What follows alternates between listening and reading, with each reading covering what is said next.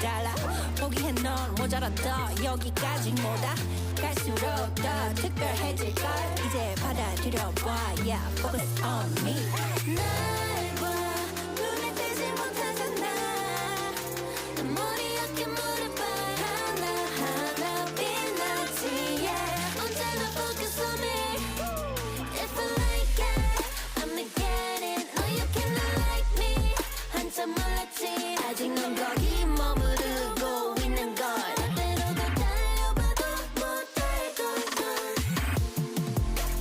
I'ma feel it in my mind 그 누가 내게 뭐래도 나는 알아 나의 power 볼 수 없는 at the top of the world 내 뒤로 따라와 새로운 길 아무도 나 아니면 못하는 일 앞으로 더 놀랄 걸 난 final If I like it, I'ma get it No, you cannot like me 한참 몰랐지 아직 넌 거기 머무르고 있는 걸 때로 더 달려봐도 못할 걸 If I want it, I'ma make the world all mine If you want it, can just come follow me I like it, 누구도 날 막지 못해 지금처럼만 focus on me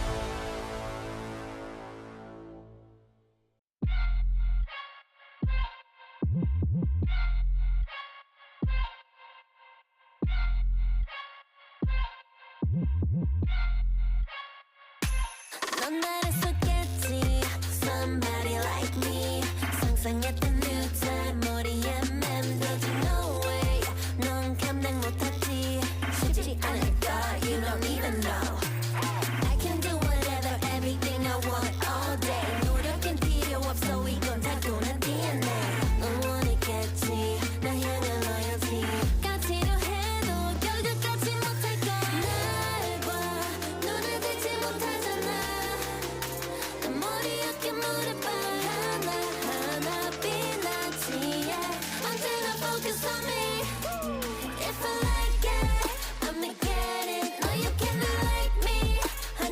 몰랐지 아직 넌 거기 머무르고 있는 걸 때로 더 달려봐도 못할 걸넌 내 앞에 서 있는 지금 날 봐 보이지 않아도 알잖아 난 빛이 나니까 타고난 fit 강력한 hit 나는 너와 달라 포기해 넌 모자란다 여기까지 뭐다 갈수록 더 특별해질걸 이제 받아들여봐 yeah focus on me 날 봐 눈에 띄지 못하잖아 내 머리 어깨 무릎 발 하나하나 빛나지 yeah 언제나 focus on me If I like it I'ma get it No you cannot like me 한참 몰랐지 아직 넌 거기 머무르고 있는 걸 때로 더 달려봐도 못할 걸넌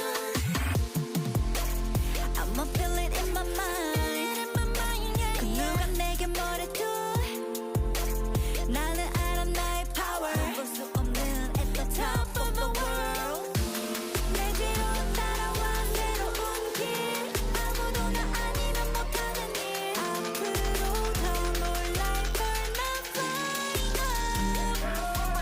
If I like it I'ma get it No you cannot like me 한참 몰랐지 아직 넌 거기 머무르고 있는 걸 때로 더 달려봐도 못할 걸넌 If I want it I'll make the world all mine If you want it you can just come follow me I like it 누구도 날 막지 못해 지금처럼만 focus on me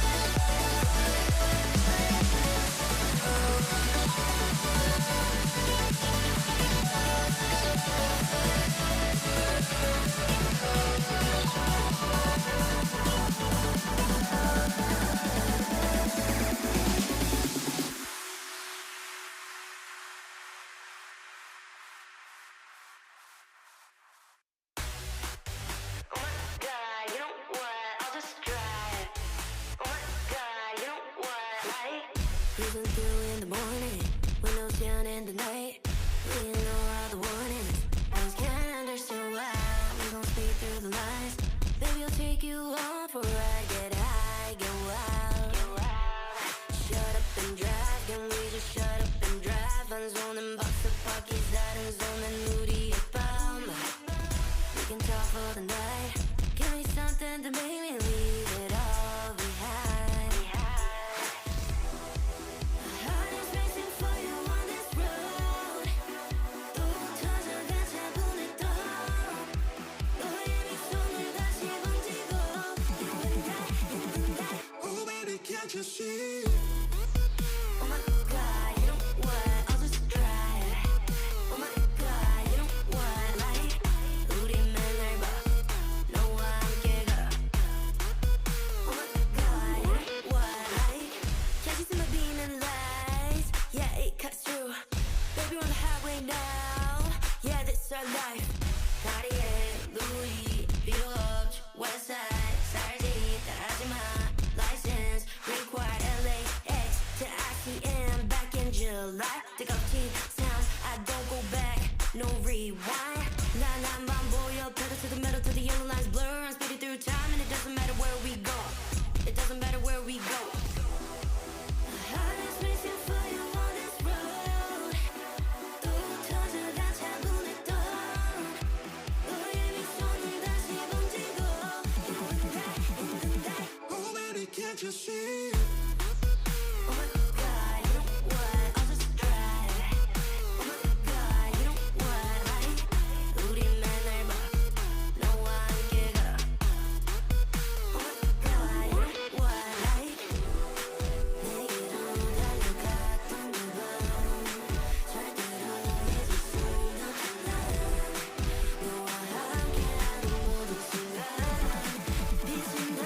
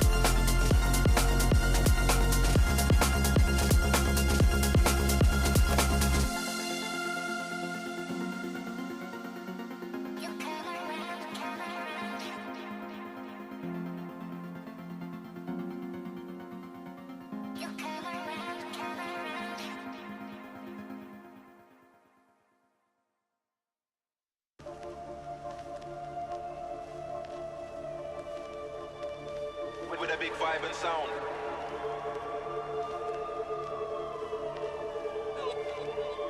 Don't tell me when to stop.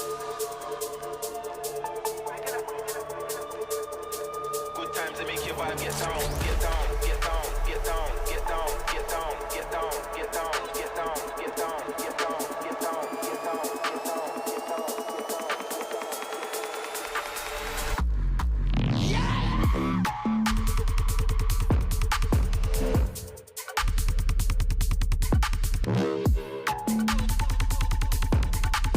Don't care if you're the talk of the town.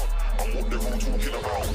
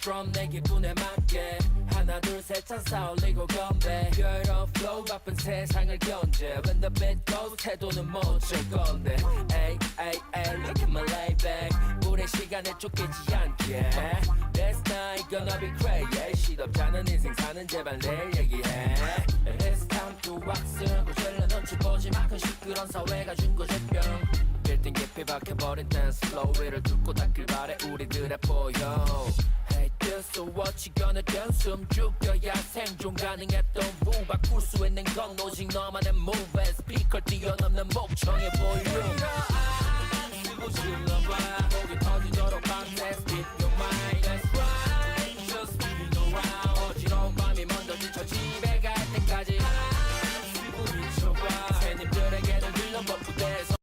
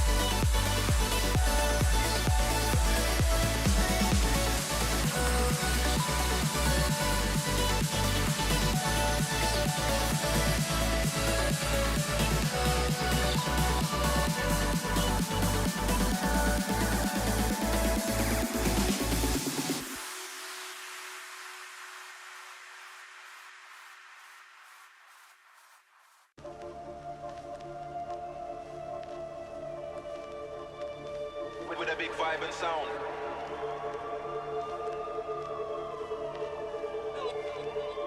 Don't tell me when to stop. Good times to make your vibe get down, get down, get down, get down, get down, get down, get down, get down, get down, get down, get down, get down, get down, get down.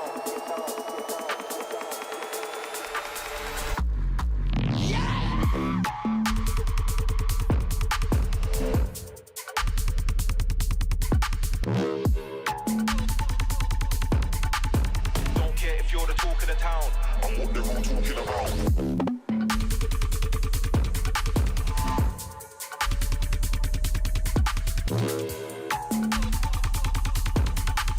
Good times to make your vibe get down.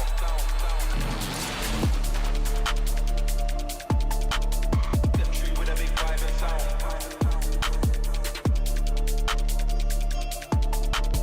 Good times to make your vibe get down.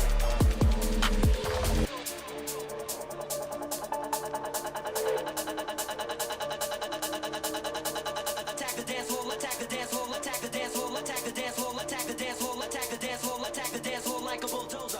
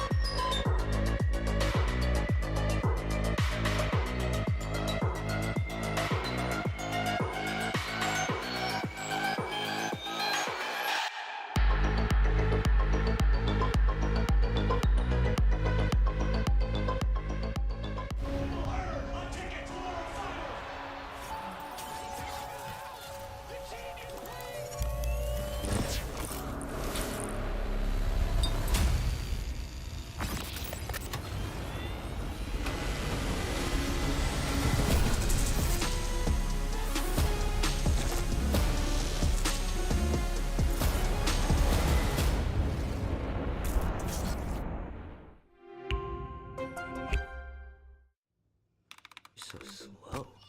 I told you I was done with basic browsers.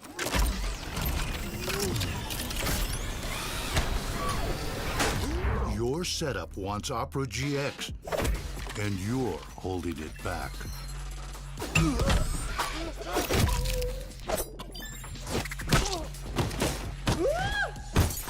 Upgrade to the gaming browser. Download Opera GX. When I was a player, if I was to make a misplay, maybe it's my mouse, maybe it's my armrest, something feels wrong. If you were at home, you wouldn't do that. The Infinite Precision Armrest is part of the larger Circulab on Stage standard initiative, aimed to bring your home or training room settings to the tournament stage. 이제 저뿐만 아니라 다른 선수들도 세팅을 더 원활하게 할 것 같고 가장 편안할 때 더 강력한 플레이가 자연스럽게 나옵니다.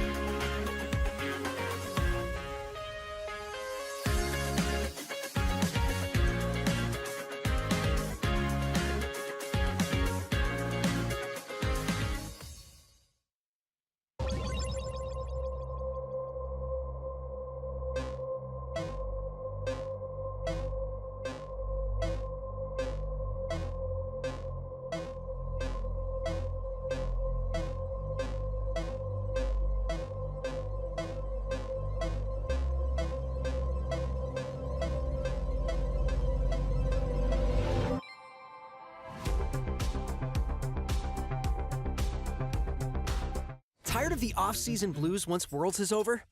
Fear not, because League of Legends is coming to the very first Esports Nations Cup, where players split from their clubs and compete for national pride. Will China test every limit imaginable?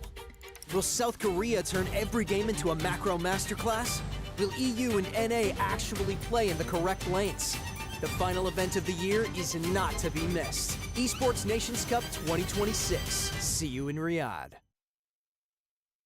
With my new phone company, Menace Mobile, our pricing structure will be so confusing, it can only be described as evil. That isn't evil. It's just typical phone company stuff. Besides, people just switch to Verizon. With their new Simplicity plan, there's just one plan and one price. What now? And it's only $30 for a single line. $30! So you're all choosing Verizon. Traitors! Introducing the Simplicity plan, $30 for a single line. Can you hear me now?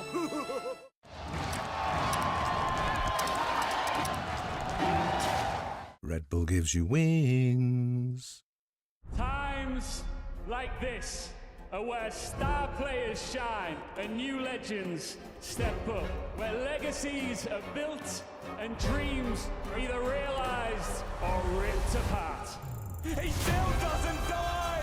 You cannot step the breaker and expect to live to talk about tomorrow! He blocked it well with the Arcane Storm, doing so much work in Genji! They are just going to ace them! In esports, legendary moments demand speed, scale, and soul. Players and fans bring the heart. Technology brings it to life. Every frame, every stat, every decisive play. In partnership with League of Legends Esports, we're driving digital innovation that empowers the esports ecosystem to keep expanding. So players can focus on the game, and fans can focus on the moment.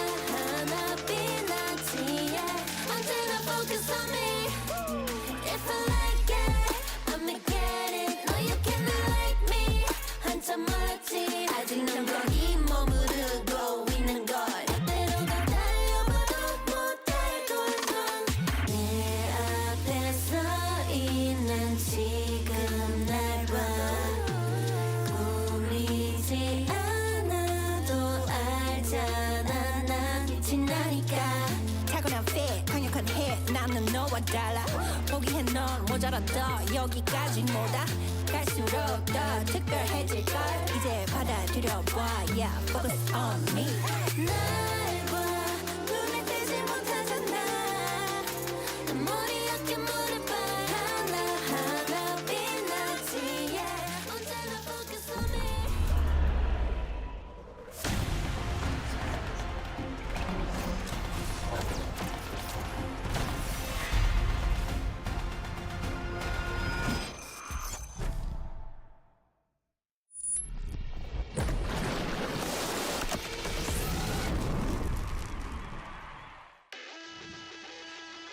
안녕하세요. Daejeon을 환영합니다. Welcome to Daejeon for the last day of MSI play-in. We have one last series here on our hand. It is going to be Team Liquid's Alienware versus T1. We see them with the signing moment here. Their signatures look so cool every time, I have to say. Yeah. Putting all of us to shame and yeah, putting EU to shame as to what happened yesterday. Raz, Dagda, actually, I'm just going to talk to you. I don't want to talk to this guy. I don't know. I'll tell you what happened. An injection of hope. Faith. That didn't feel like hope or faith. I didn't like it at all. Whatever we had, we didn't enjoy it. Oh my God. The noise complaint in my hotel room, I'm telling you. Bro, I thought it was a fever dream because of jet lag, but no, we actually got 3-0'd. Yeah. By TL. There's been a lot of 3-0s, by the way, if we can talk about what happened in playing. But like, yeah, talk me through from your winner perspective, Raz. Haha, congratulations. How did this one happen? Yeah, I personally saw this one coming. Don't check my early predictions. But no, quite honestly, it was basically the 3-0s throughout play-ins expected from the T1 side of things. But then we all looked at K-Corp versus Team Liquid Alienware, and we expected it to be a competitive series. Yeah. That did not happen from the draft, from the in-game play, and I appreciate it. That gave me hope for today, at least a little bit of copium. Yeah, it was not it. I mean, even Atlas was coming into the game yesterday going, this is going to be the closest series we have in play-ins, and then it just wasn't. It just wasn't. Honestly, the closest one kind of feels like it was T1 versus TL the last time these two teams faced up, if I'm being honest. Which gets me excited for today, but before that, even if the games haven't been close so far in play-ins, a lot of stuff has been close in-game, and that's the smites. And I want to play a game with you guys, and you guys watching as well. We're going to give you some pictures to celebrate play-ins, and we're going to say who won that fight. Okay, who won the Looking smite at the fight? screenshot we have, obviously we blurred the names. Okay. You just have the champions here, so yeah. Tell me what you guys think. And is that this is from play-in stage, right? It is only from playing stage. I'm going for blue side. Blue side has good control over it. I think they've got it. Okay. I'll go red. I'm going to go with red. Which game was it? I think... Oh. Also. Ooh. I think it was... Testing if you've been paying attention or not. Yeah. Well, I know though... But you think blue side wins, right? I'm going K-Corp versus T1.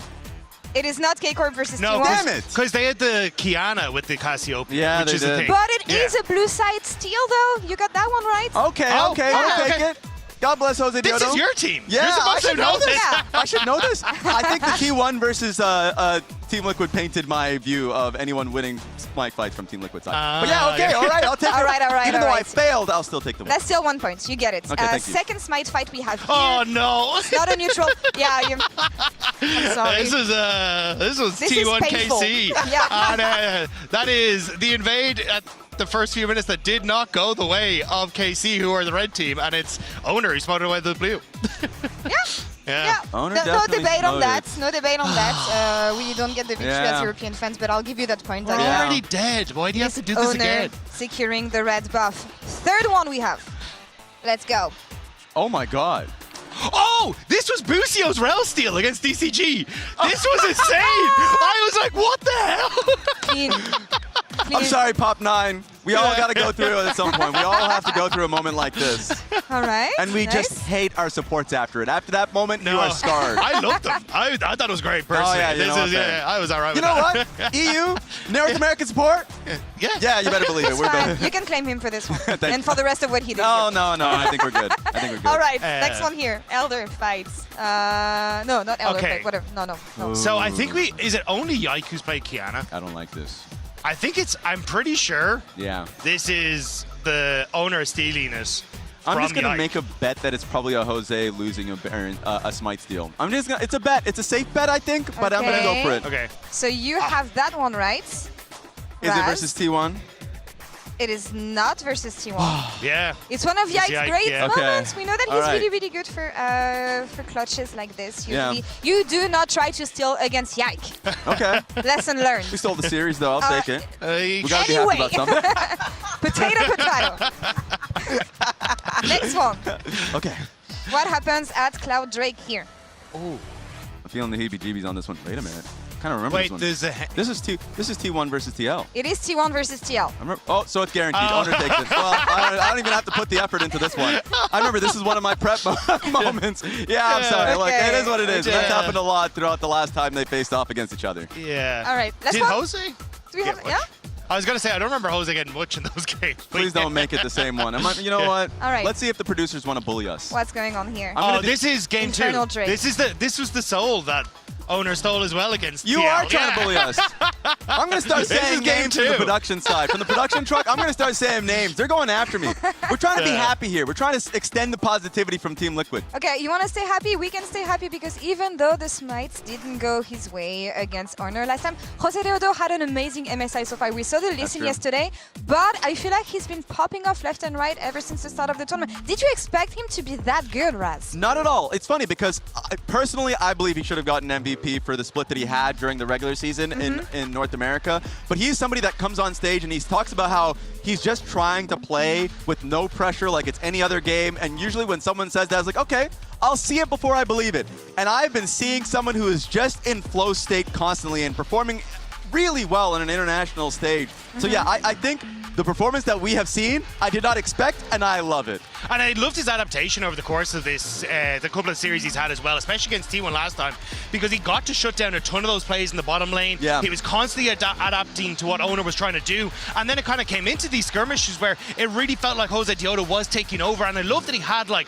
some of the counter picks available, like the Poppy, like he had some of these cool picks. We got to see the Lee Sin from him yesterday. It felt like Jose Deodo was really popping off. And against someone like Owner, you have to be able to control that bottom side of the map because you know that's where he's going to play to. Whoa. Bring that screen back up. Who did that? Don't look at the Smite. Who did that? Close your eyes, bro. I swear the production is out to get us. Okay, let's just, today's a new day.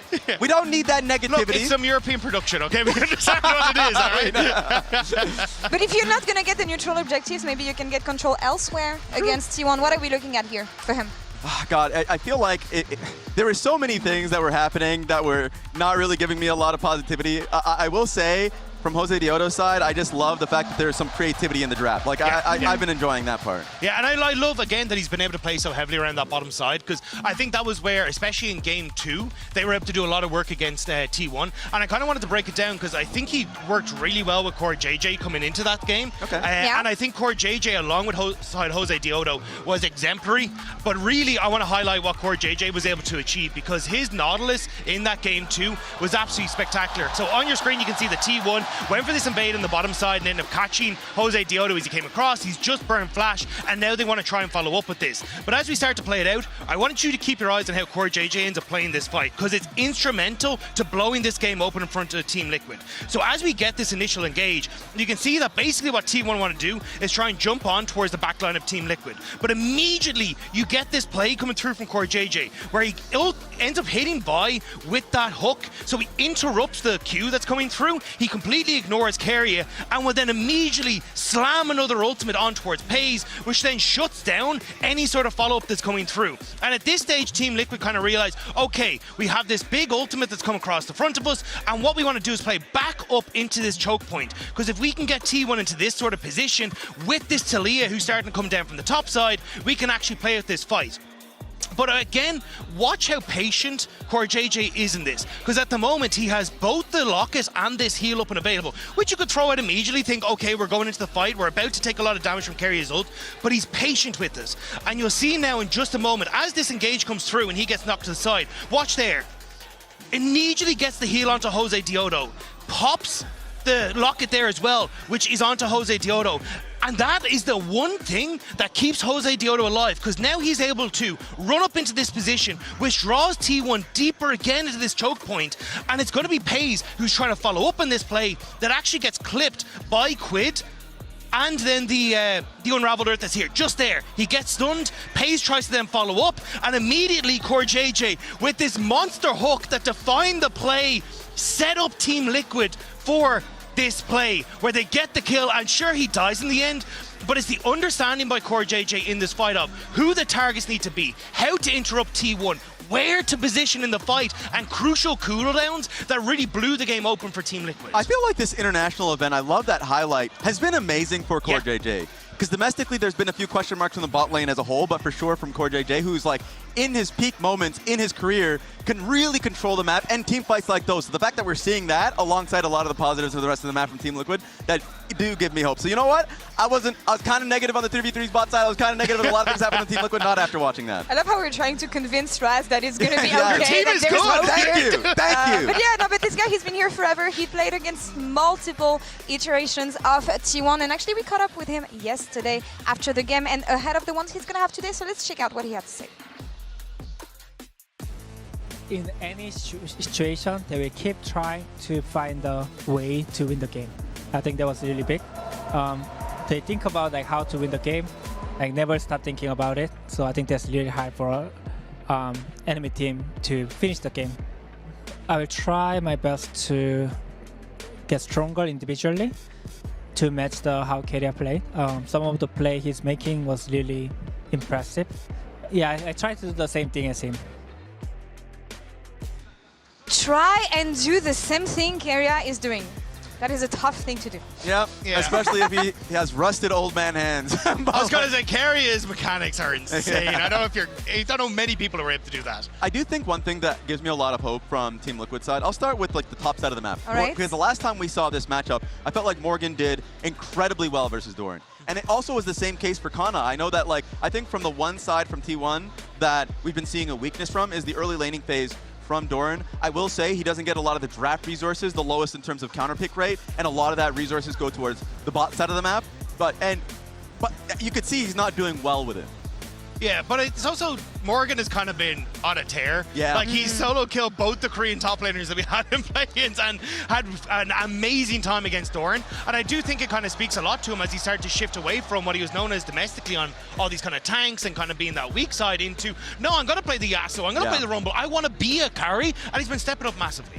One thing I'm concerned about, though, all these things I'm saying about the early laning phase, Doran, when he gets to these later game team fights, have been a tear against us. I mean, that's the thing. You look at Doran, and often you're going to be like, yeah, sure, he might be one of the weaknesses for T1, but for me, he carries his name so well. He's the shield for this team. He is the guy who, no matter what happens, even if he underperforms, he doesn't get any attention, he doesn't get any counter picks, but he's going to be able to protect his team and actually find ways back into the game. So how much do you want to bet on this early laning phase from Morgan here? How impactful is that going to be? Not as impactful. Not as impactful. I still think about that Gragas flank that he had versus Team Liquid, where he just kind of won them the game. So I'm worried. But it's even in that game too that we just broke down how TL Purdue opened the game. It was then Doran with this insane public execution that kind of won the fight then for T1 later on in the series. So it just feels like you can kind of put the man down, but it's so hard to keep him down, which I think speaks volumes to Doran. Listen, I feel like a lot of fans, if you watch LCK, you know it, there's something called the T1 circus. And I know we shouldn't be talking about this too much, but I'm just saying that there's avenues into this game. I do think that Team Liquid had good elements when they played against T1 last time. Is there any aspect you want them to see improve upon since the last time they faced off against them? What are we looking at here? From the T1 side to improve upon? No, from the Team Liquid side. Yeah. Those team fights. Like, Paze is just always going to try and find windows, small windows to get back into the game. From Team Liquid, they need to be a lot more consistent with the lead that they have. And I think as well, just try and solidify that bottom lane. Like the Mel Camille kind of blew the game open in game one. If you can try and get rid of some of these picks, maybe in the ban phase, hope that then you can be a little bit better prepared and maybe that game doesn't run away with you. 100%. Like, I think the early prep from Team Liquid has been great, right? Yeah. In game one, their early level 1 prep was phenomenal. And then the team fights happened, and guess who's winning a lot of the small skirmishes? It's T1. So, like, the early mechanics is just great from that team. I think the prep is on point from Team Liquid. Just need to see better team fighting. Let's check out what the fans think here with the Mastercard fan prediction, as us, I think it's going to be very one-sided, but still, I want to see who hopes. Please take it easy on us. I want to see who hopes. You know what? Honestly? 19.5% of the fans think that Team Liquid Alienware is going to take it. I think that's as good as it gets. Round that up to 20. Round that up to 20%. Let's round it up to 20%. Yeah, round it up to 20. But also, fans only have a 33% prediction Yeah. rate? Oh. What are you doing? Yeah, you guys are getting this wrong again, by the way. You know what? I like what I'm seeing.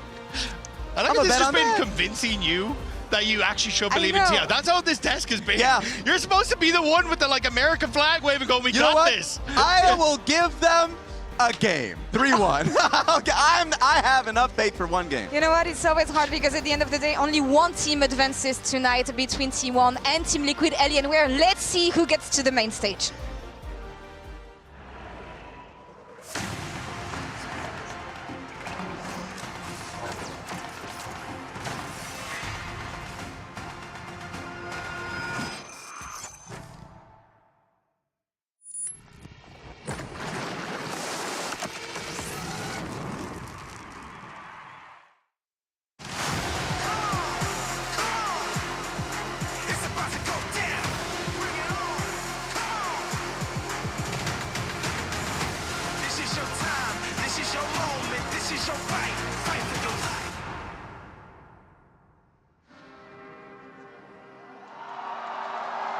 Welcome everyone to this incredible series, the final series in the play-in stage of MSI 2026 between T1 and Team Liquid Alienware.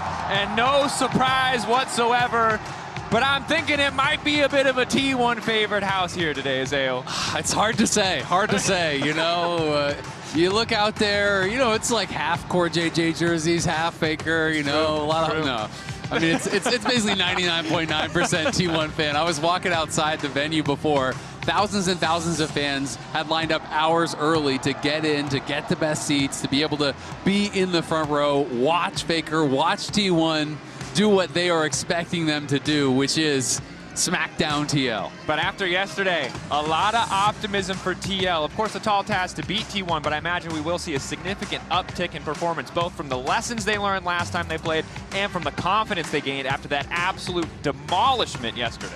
Both teams are on a 6-game winning streak, you know? That is, numbers don't lie. The numbers don't lie. Basically the same thing. Same thing. You can lose or you win. It's a 50-50 matchup. TL did make me believe in the last series a number of times. I mean, game 2 was the big one. I felt like compositionally, I thought they were going to outscale. I thought they had really good answers to what T1 had drafted, and they were up 6,000 gold.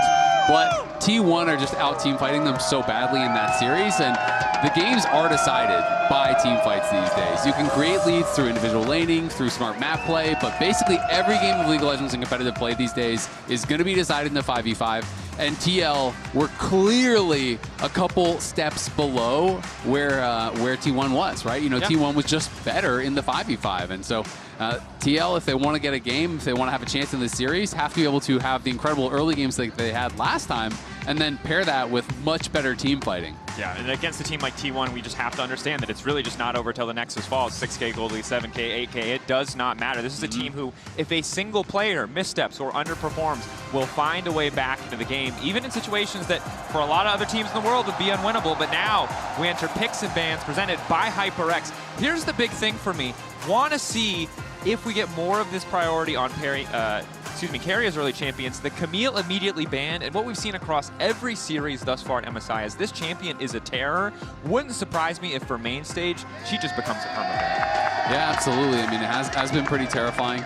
It's also one of these things where I think it is kind of more about the player than the champion, is my initial read. You know, whether or not that stays true, it's hard to know, but we will find out. There's just so many scary champions against Keria, and that's kind of the problem, is there's so many threats on T1 that you can't just throw all your bans in one direction and expect to win. You can't give Faker his Orianna. You can't give Keria his Bard. You can't give Keria, it feels like, his Camille now, but his Pyke has been nasty. Like, this guy's insanely flexible. It's just whatever he plays, he's going to look good, and people are going to be like, should have banned that. And reminder as well, T1 coming in undefeated on the upper side of this bracket. They don't get the luxury of double elimination, but in this game one, they get the luxury of right of first selection, both side and choosing whether they want to go on first pick. They've opted for first pick here. So T1 going to feel really comfortable in this draft, especially after they got to watch so much of what Team Liquid Alienware brought to the table yesterday. Absolutely, and it is a really good point, that winner's bracket advantage. You know, I was talking about it with Spawn on the desk yesterday. You know, he was mentioning it is about a 58% win rate for teams that both get blue side and first pick, which is, you know, what you are going to see here for T1. So even just not paying attention to the nameplates, it is a significant advantage to be first pick and blue side, and T1 have earned that by not dropping a single game in play-ins. They came in the favorites, they've looked like the favorites, and we have left Bard up for Carrier. All right, let's remake. It's 1-0 T1. Okay. Well played. There you go. Well played. 58 just became 100%. No, certainly Carrier on this Bard.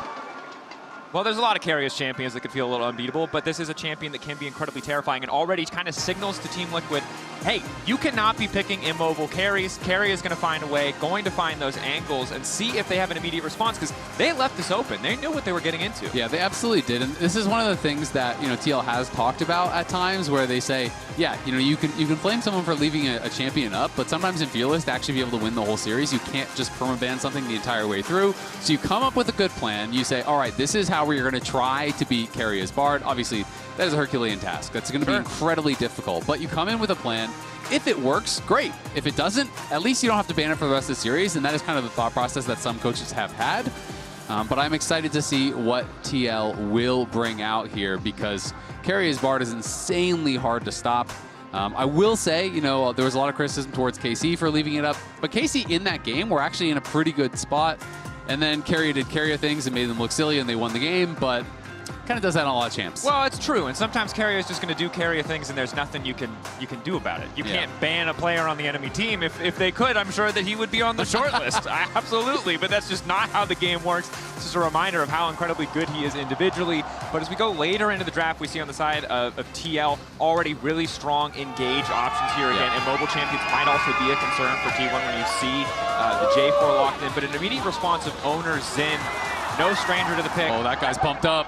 One of the signature options for him, I'd say. And now Pays, interestingly, opting for something a bit safer. Maybe we see a game where T1 aren't actually playing towards the bottom side. Yeah, and I think the Ezreal makes a lot of sense, because I was going to say, you know, the classic pairing, if you are going to go Caitlyn Bard, you see that they are already showing Rel, you see that they're already showing Jarvan, and you have to pay some respect to TL, because I think their prep and drafting has been really, really good throughout this event. Even in the losses against T1, I thought they had draft advantages in a lot of those games. And so you're coming in, you're expecting to want to full send it, and maybe T1's read is you are hoping we will play a lower mobility carry, someone like Caitlyn who is more vulnerable that you can full send it on and really punish. So they are going to go the safer option, put Pays on the Ezreal here.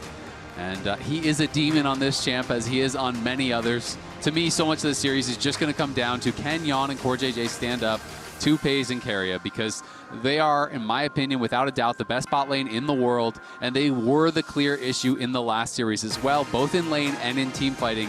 They clearly outclassed TLAW's bot lane. They absolutely did. Of course, we've seen an uptick in performance. Those games that they've spent since losing to T1 have not been wasted, but it is a tight timeline to turn around. And it's not enough to compete head-to-head, but it might be enough to stem the bleeding and adjust. As we see Cassio taken away, paired with that Rise Band, really trying to set up Quid to be comfortable. The downside is 80's dropping even lower, even further in the draft for Yon, so a comfort pick isn't super likely. Yeah, I mean, to me, I'm not that worried about AD bans in a game one. I just think there's so many that can kind of slot into whatever. I'm expecting probably an Anivia ban as well. You know, ban out some of the common answers here to the Rise. But, you know, the question to me is, yes, Yon and Core have looked much better. And I think Core, just in general throughout this event, even against T1, has looked way better than he had in NA. I didn't even have him in my All-Pro, to be honest. Sure. But the question is, you know, when you have those other matches against DCG and KC, does that really transition over against a team like T1? Or is it just the level of competition is very different, right? Because T1 has outclassed everyone in play-ins by a lot. Life would be so much easier if the transitive property really just worked one-to-one in League of Legends, but the comparisons are always going to be the hard point. But as predicted, Azale, we are going to see the Anivia taken off the board. questions as to what Doran and Faker are going to bring to the table, especially Doran, right? Because that was one of the few lanes where Team Liquid Alienware were able to really just crush in the 1v1. Incredible performances from Morgan, a return to the Lord Morgan era at the start of the season. But Kai'Sa, historically, really good option into the Ezreal in the later stages. Those first few items for Ezreal still favor him, but Kai'Sa, champion who really doesn't care if Ezreal wants to play at a distance. She can get right on top of him. Absolutely can, and this is a throwback. It's full comfort, you know, for Jan. He used to play this style a lot when the kind of dive metas, so they are going to be looking to full send it. They do think they were hoping that T1 would have gone for a Caitlyn or something easier to kind of get in on top of. And Bessa going to be blinded here for Doran, so the question is, what can Morgan go towards? The Mbessa felt a little bit obvious once we saw the Renekton ban. That's kind of the meta ban that you are going to throw out there as protection. Morgan has been incredible, and that is kind of the other side of the story, is people are looking at this and saying, it was really close. If only Jan played better, they could have won. But you can't guarantee that Morgan is going to be chain solo killing Doran and that Jose is going to be getting advantages over Owner at times, right? Like, they played so damn well, and that is not easy to do. That is not a guarantee by any means against players of T1's caliber. Absolutely, right? You need that simultaneous level of overperformance, or that day where they're able to match T1, go head-to-head, and you need that bot lane to step up. It's a lot of disparate variables. Part of the reason why T1's so heavily favored in the fan prediction, as well as I think by a lot of the analysts, right? Seeing how much TL have been able to step up over the last few days, what they'll be able to implement into their game. No. They didn't even have a 50% win rate in predictions anymore. Pathetic. The fan, they follow their hearts, Isaac, which, as we know, they're frequently wrong. We're humans. We make dumb choices all the time. We err. That we do. That we do. My fatal flaw was loving North America too much. My fatal flaw was believing in KC, so I think you're doing just fine as far as fatal flaws go. But we'll see if there are any fatal flaws in either of these teams' strategy or execution as we get ready for the first game in this series. Again, final series of the play-in stage. The winner will hot drop into the main stage and play against BLG. So the stakes are astronomical, and they're not stopping anytime soon. It's going to be exciting here. And even though T1 obviously has that upper bracket advantage, that is getting spent in game one. There is no reset on the bracket, anything like that. So if they lose, they are out of MSI, period. T1 never goes out early in tournaments, though. The worst they've ever done at Worlds is semifinals. Anytime they're in MSI, they're usually having a deep run. They're never knocked out before, you know, the bracket stage, before that elimination stage. The 2019 MSI that EU fans love to bring up, that's their worst result. Third, fourth. Exactly. Third after, once we got to double elim. How many teams are left? Yeah. More than 3 or 4. Exactly. Unfortunately. Already seeing some early aggressive trading here in the bottom lane. Carrier trying to make the most of that Bard level 1, getting the electrocute proc down. A bit of chipping away, but both sides burning heal, so not the end of the world. And a pot already used for Jan, and he's going to be missing, you know, about 100 HP as well on top of that, even after the potion does expire. So significant HP advantage there for T1. As Carrier tries to predict with the Cosmic Binding, can't find it. And this is the difficulty, right? You can look at a matchup like this and think, great, we're going to do well later, you know, just hold on. But that is so much easier said than done against these guys who are just so incredible at pushing the limits of every matchup and punishing on every minion.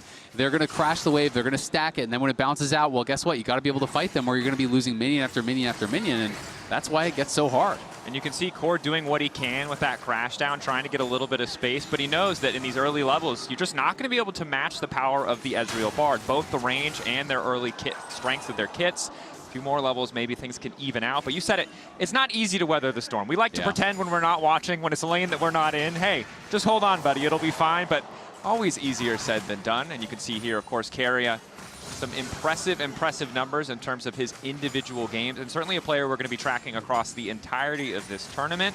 But first he has to make it through TL, and, well, he's done it once before. But can he do it twice? That's the question on everyone's mind. That's true. It's true. I will say Doran already looking a little bit more comfortable in his laning matchup. Last time we saw this up against Morgan, it was Morgan on the Rumble, so things are a little bit different this time. Yep, and Carrier now moving to number 3, 193 international games played, including this one, will put him into number 3, passing Xiaohu, a legendary LPL player. And here's that full list. And this is the international assists. Some impressive stuff as we see a little bit of footwork there from Core, but it's crazy to me because this, you know, edition of T1, the most latest one, is new. The one before that even feels new.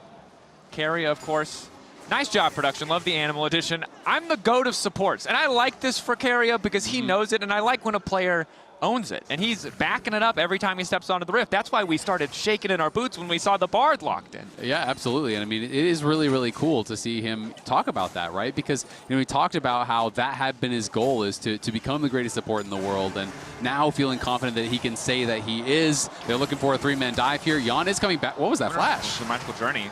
Bit of an awkward flash. Jan trying to make it back into the tower, but I don't know if the tower's going to be safe with the redive because Paze is just getting hundreds of chip damage for free. 2 minions left. Q connects. They're going to take down Core. Looks like Jan might be next. Quick flash down from Owner, and he manages to live. Jan doesn't seem to be long for this world. The Q just going a little bit wide, but now Quid looking for a bit of vengeance. Rune Prison goes down, but extra damage, and he gets one back in return. Good roam from Quid to salvage a super dire situation. Yeah, really nicely done there by Quid, just ghosting down towards bot lane. He's going to catch most of the wave. I want to see this again. So this was after he had already wasted his flash. I'm not really sure what happened, if that was a misclick or if like he'd already spent his flash and it was a hex flash I saw, but that looked bizarre there from Core. But Quid comes in. Owner had flashed out to actually dodge that turret aggro, otherwise he could have gone down to Jan. So Quid knows he's going to be able to chase him down, get that kill, and you can see a little bit of look of frustration. So I think that was definitely a bit of an oopsie there from Core. But Quid, they gave him a lot of bans to help him out in this mid lane. They banned out the Ori, they banned out the Cassio as well as the Anivia, which are tough for that rise. And Quid is very adept on the champion and is going to be able to get an early kill, get that tier stacking right away. And pressure on him now to transition that lead, because it also means that Paze has been able to pick up that early kill, get that early sheen, the tier already stacking. Definitely a guy to keep our eyes on. Is Quid immediately going to flash forward. Follow-up is there, the flick back is there, but it might just be a little bit too late. The red buff is still ticking. Faker forced to flash away. But not getting the kill is frustrating. That's 2 flashes burned on the side of TL. Exactly. They get both the flashes there. That is so good from Faker, being able to actually tank that gank. Had a really good timing on the flick back to be able to deny some of the damage as Jose was coming in. And in that picture-in-picture, we saw that Jan lost his flash to Keria as he was trying to push out that wave after they had gotten the kill. And so Jan is going to be very vulnerable as a result here. And Core and Jan going to have to do their best to hold on. Working on the top side. Observer's bringing us up. Might see the 1v1 here. Doran going to get knocked back. Just barely not going to clip the wall. Doran now trying to dash through. Pick up back on the house for Morgan. Wants that extra burst damage, but it's just not enough. Doran ticking over to 6. Has the vamp. Just shreds through him. Nicely done there by Doran. You can see Morgan was trying to actually wait out the ultimate. Doran was trying to predict the ult and actually immune that with the buffer. Area taking a big chunk of damage, but has the magical journey to keep him safe across the map. Fist fights breaking out in the lanes, even without the support of junglers. Yeah, that is just so big for Team 1. You're already putting your energy into this bot lane, getting them ahead. Pace pulled back, 3 stacks. The second skin. We're now wandering and spotting out Jose Diodo, but with his bot lane in such a comfortable position, it's going to be hard for Jose to contest this crab. Yeah, I mean, Paze also got the kill down on the bot side, and Jan is down 2 full waves, so this is tough, but here comes Quid. Morph is big. Bard the get out of jail free card here, but at least they'll be able to secure the crab. Faker roaming down, poking his head in. Jose Diodo taking over to level 6 is pretty big. Maybe they can capitalize in mid lane. Faker very aware of where his opposition is, however. Jose Diodo might not care. Cataclysm? Walking at him menacingly with a Fnatic Jarvan skin? The man has a lot of aura. You got to respect it, but it is just going to be an alt-for-alt trade. Yeah, not the greatest there from Jose. Is going to lose that ult at the end of the day. So here it is earlier. And we can see Morgan tries to wait it out, then get that stun into the wall. Just barely missed it. Tries to flash in and actually go for a Q flash to try to just make it so it's unreactable basically from Doran. But then Doran flashed over that, is able to win out on that 1v1. And then Morgan without flash, of course, cannot retreat. Really slim margins in that 1v1. I think if Morgan gets him into the wall and gets the bonus damage, I think he actually has the kill. And Morgan, remember, was a shining light for TL in the previous series as he now jumps over Keria's head, but there's just no way out. 4 members of T1 seemingly appear on the top side out of nowhere. Starts with a Cosmic Binding, but now Team Liquid want to turn this play back in their favor. Ulti forced out from Owner. The debate from TL, can they keep pushing in? Have to be careful fighting into that choke. And Faker has so many cooldowns up, so they will just back off, have to contest with that ult. I really like how active Quid is being, though. He got early Swifties, and he is just running around everywhere. They are looking to scrap. We have heard TL, and Quid in particular, talking about how fast T1 looks to play, and that you need to be able to match that pace. Because if you try to sit back, your teammates are going to get preyed on. They're going to be getting picked off left, right, and center. So you need to be as active as they are. And Quid is trying to do just that. Tries to match the play towards topside. Now moving bot to try to get behind Paze, but he has a ward, and That should mean that he is going to be probably safe. Yeah, Pace should be fine. Dodges the initial burst of damage. Root connects, but there's not really any follow-up there. Again, you can see that it feels like Quid knows how important it is that he leverage his lead. He's the only member of the team with a lead on the map, right? As dominant as Morgan was in the previous series. You know, we saw the stats briefly on the side there. Thus far in this first game, it just has not been the case. Even if the margins were close, ultimately getting the kill just puts Doran in such a comfortable spot as T1 almost 2K in the lead, only 8 minutes in. And it's like I was saying in draft, right? You can't take that for granted. You can't assume that Morgan is always going to get those kind of leads against Doran. It's just not going to happen. Doran is too good of a player to always get that sort of an advantage over him. So, you know, both Doran doing better in the 1v1 individually, and then T1 putting a lot of resources up towards that top side to try to cover for Doran, make sure that without the flash he couldn't get ganked, and as a result they were able to actually kill off Morgan. So they really are trying to put more of an emphasis, I think, on this top lane, and that may be one of the adjustments that T1 came into today, looking to try to really polish up. And thus far, they had the cake, and now they're eating it too, because not only are Paze and Keria still winning on the bottom side, but they've also limited a strength that we saw previously. Again, it was an 0-3 loss from T1, despite that up in CS, up in gold, and up in XP across the entire series. Not something we frequently see. A testament to how good Morgan was playing on the day, but Doran clearly coming back stronger and with a lot more support in this top lane. Morgan, Meganar back into the wall, but there's simply too much damage. Perfectly timed ulti from Keria as well, just to deny that extra tower shot. Yeah, that is actually crazy. Turns off the tower there, because had that been a split second earlier, Morgan would actually be in that, you know, and maybe things could look a little bit more awkward, but beautifully timed there by Keria. They get another kill. It goes to Doran. Morgan has been put in the dirt, and Team Liquid just trying to get something back on the other side. Will get a dragon, but they're down 2,000 gold now already. Dragon is the consolation prize for the top play, but it's tough, right? We already see that first item completion coming in from Doran so accelerated. 1K individual lead. Eclipse now finished. It's only going to make things that much harder for Morgan to just survive. And you see the swap now from TL. Core taking up home on the top side alongside Yon, who 32 stacks left on that Cole. Will start to get close to that first item completion.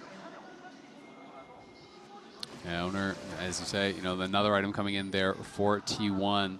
And it's going to be about Team Liquid trying to find picks, trying to, you know, find some plays here, which is not that easy to do. You know, there are some targets that you want to go for. Obviously, the Ezreal will be great, but he's going to be hard to lock down. You know, Faker, you could try to look for him, but of course, if you overcommit, then you are going to get really punished by these melee champions in the front, right? If you're trying to dive through Doran and the Owner and you're ignoring Paze to kill Faker, that could be really, really tough. So I do think Team Liquid is going to have to be absolutely on point with their engages. You got to make sure that you are pixel perfect as you're going in, or I think the fight's going to go terribly. They do. Owner finds a control ward, but is spotted in turn. Morgan about to go Mega, so I don't think we'll see a dive here, but just a continued threat. There's like no tier 1 tower is safe as Paze going to cancel the reset. Maybe T1 opts to dive on the next wave, but it would take a ton of time. And Yon already on the way. Keria further delaying the play, but I think just trying for a little bit of a tempo advantage there to deny the recall to top side. Exactly. It's Doran because he's pushing top side. That is why he spent the ult there. Normally it's not worth it just to slow down a recall, but not only does this mean Doran is going to probably kill the full tower, you're going to lose at least a full wave if there wasn't already other minions dying there. So Doran's going to be able to get first tower gold off the back of that help there from Keria with the 3 grubs. That is such a nice play from Keria that I think a lot of people would not be thinking about. It just gives so much tempo. Now Morgan, who has been preyed on by all of these ganks, all of these plays, you know, got solo killed in a very close situation, then gets attacked in 4-man dove, 3-man attacked in the jungle and killed, and now he gets ulted there and loses the full tower. You're down 2K. Doesn't matter how well you play in the 1v1. Cosmic Binding goes a little bit awry. All eyes on Keria. Bit of revenge for the early action on the map, but Paze again still standing. Unconcerned that 3 members of TL are standing in his face, but a nice pick, a little bit of something back for TL. But should he be concerned about the 4th member? He wasn't concerned about 3, but Quid is now down here, and they're thinking about going for this dive. Yon is pushing it in, but Faker is moving, and so is Doran. Triforce completed. TL betting a lot on this dive. Weaver's wall spotted. They're going to try to burst him down as quickly as possible. They get it done, and it looks like they're going to get out scot-free. T1 continuing to push. Nice flick back onto Jose. Doran sprinting into the play, but the Ghost Burn by Quid means TL are going to walk away. A nice dive to knock Paze down a peg. Yeah, that is actually really good couple of plays there from TL. They kill off Keria. They immediately pull off the dive onto Paze. Quid is playing a brilliant game. Ulti, though. Quid might now be in trouble. Keria continuing to run forward. A bit of damage returned. Catalyst, a nice bit of extra healing, and could survive. Doesn't even flash. That is a lot of confidence there. You know, knew the limits. That it is, but Jan might be in trouble as well. Q2, luckily the Sundering Slam does not connect. Jose Dioto's still here. Carry up. Playing pretty aggressive for how little healthy. Has the ulti! I feel like sometimes T1 live 5 seconds in the future, and it's not fair. That was dangerously close. Like the Bard play earlier. God. Oh, they do! They live 5 seconds in the future! Oh, man. I think they saw him walk into the brush there with that ward over the wall, very likely from Keria. Really well played by him. Again, just trying to delay. Doran does have to be a bit careful, has no ult, but Morgan, his Gnar is on cooldown as well. Yeah, I think saw an angle, but maybe a bit over eager. But now it's Quid who's moving in. Keria forced to flash back. Core on the way as well. Flash forward. That's going to be the route. Another pick. This time on to Doran. The Mikhail's not enough to keep him standing. Keria hoping he can get a way out, but he just doesn't have the cooldown. TL grabbing another. Man, what can't Quid do this game? Gets a shutdown. This man is playing 3 lanes and jungling at this point. Quid is on one, easily having his best game of the tournament so far in my view, but they are still down over 1,000 gold despite the heroics from Quid. Thankfully, Doran, you know, was shut down. They get the kill onto Keria. Morgan gets a little bit of gold back there. So, you know, Morgan just really needs to stabilize because he still has a lot of ways to go to even get towards that Triforce. And he does.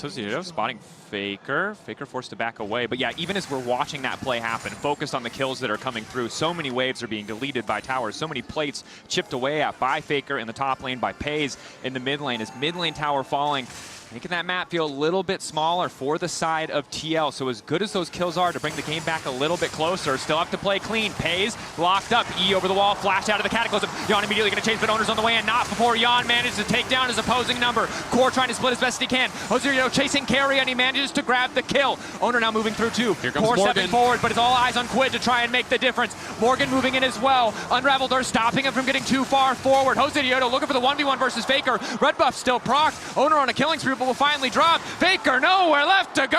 Jose grabbing the kill. It's a bloodbath, Dracos. 15 kills, 15 minutes. What a way to start off the final series here of play-ins. And look at the patience from Jan. Waits until both the E and the flash is used to go in with the killer instinct, knowing there's no escape there for Pays. Owner does a good job taking him down, but then they have the extra man. Jose is just buying time here for Morgan to be able to come down to help them out. Quid is working on Owner, is able to finish him off, even though he just barely gets that kill onto Core JJ. It's another great fight here from Team Liquid, who are just keeping things so scrappy in this game. They clearly have the idea to play at the same pace as T1. There we have the coach reactions, and you're completely correct. I mean, ultimately, T1's still ahead in gold, I think, because of so many of the macro plays. Trading and evening and kills, you know, isn't going to put you too far behind. There weren't these massive shutdowns. It wasn't that big of a lead, but TL keeping it close makes a lot of the rest of the game feel much, much more contestable, especially Jan is getting closer to that second item, and you can see why they would pick the Kai'Sa into this Ezreal. It's not going to be easy for Pays to step so far forward, especially now that he's missing the flash. Yeah, absolutely. It can be pretty scary. You can see Keria did rush for the Mikhails, so wants to have that cleanse, wants to keep Pays safe because he is, of course, playing barrier. He's not going to be playing cleanse, so is going to be there with the perfectly timed Mikhails every time, it feels like. But we are seeing, you know, Morgan at least now relevant, of course, still very behind Doran, his counterpart, who does have 2 items and is a terror. But you can see in the Coinbase gold grind, it's still a significant lead for Doran. But if Morgan can get to a point where he can at least stabilize in a side lane against Doran, and you can have a 4v4 fight, it's actually favored in gold towards TL, right? But that is a big if, because Doran is gigafed.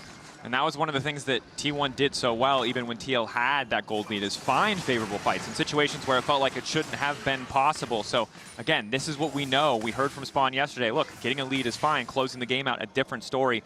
Really need to take it to the next level. And Quid, of course, on Rise is the centerpiece, is the focus, because the story for TL versus T1 at this tournament has been individual members stepping up, and today it's Quid's turn. He is the man who has this gold advantage, 3-0-2 on the way to a second item. Tier already fully stacked for the Seraphs to come in and can just be a massive threat in the fights. Yeah, it is really cool, and it's, even though Kai'Sa is not a new pick, you know, as far as the history of League. Sure. It is a new pick at MSI, and it's really cool to see TL just continually trying to innovate here to surprise their opponents. You're going up against T1. Let's be honest. This team has won 3 World Championships in a row. Like, you are the underdog, right? Like, you can beat T1 domestically in the LCK, and you're the underdog when you play in an international Of course, event, right? exactly. That's just the amount of that is the amount of success this team has on an international stage. Yeah, so you got to be coming out with your best in draft. You got to be looking for edges. You got to try to surprise them, because if you just play stock standard, the same game that T1 has seen 1,000 times, they're going to beat you almost every one of them. Just about. Of course, T1 continuing to push on that sideline. You mentioned it, Doran, so strong. It's difficult for anyone to match him, but TL kind of ignoring him, leaving on his lonesome, setting up Morgan to push top lane as they set up to crash the Herald mid, buying a bit of time, a little bit of trickery there. Drifting in now from Jose.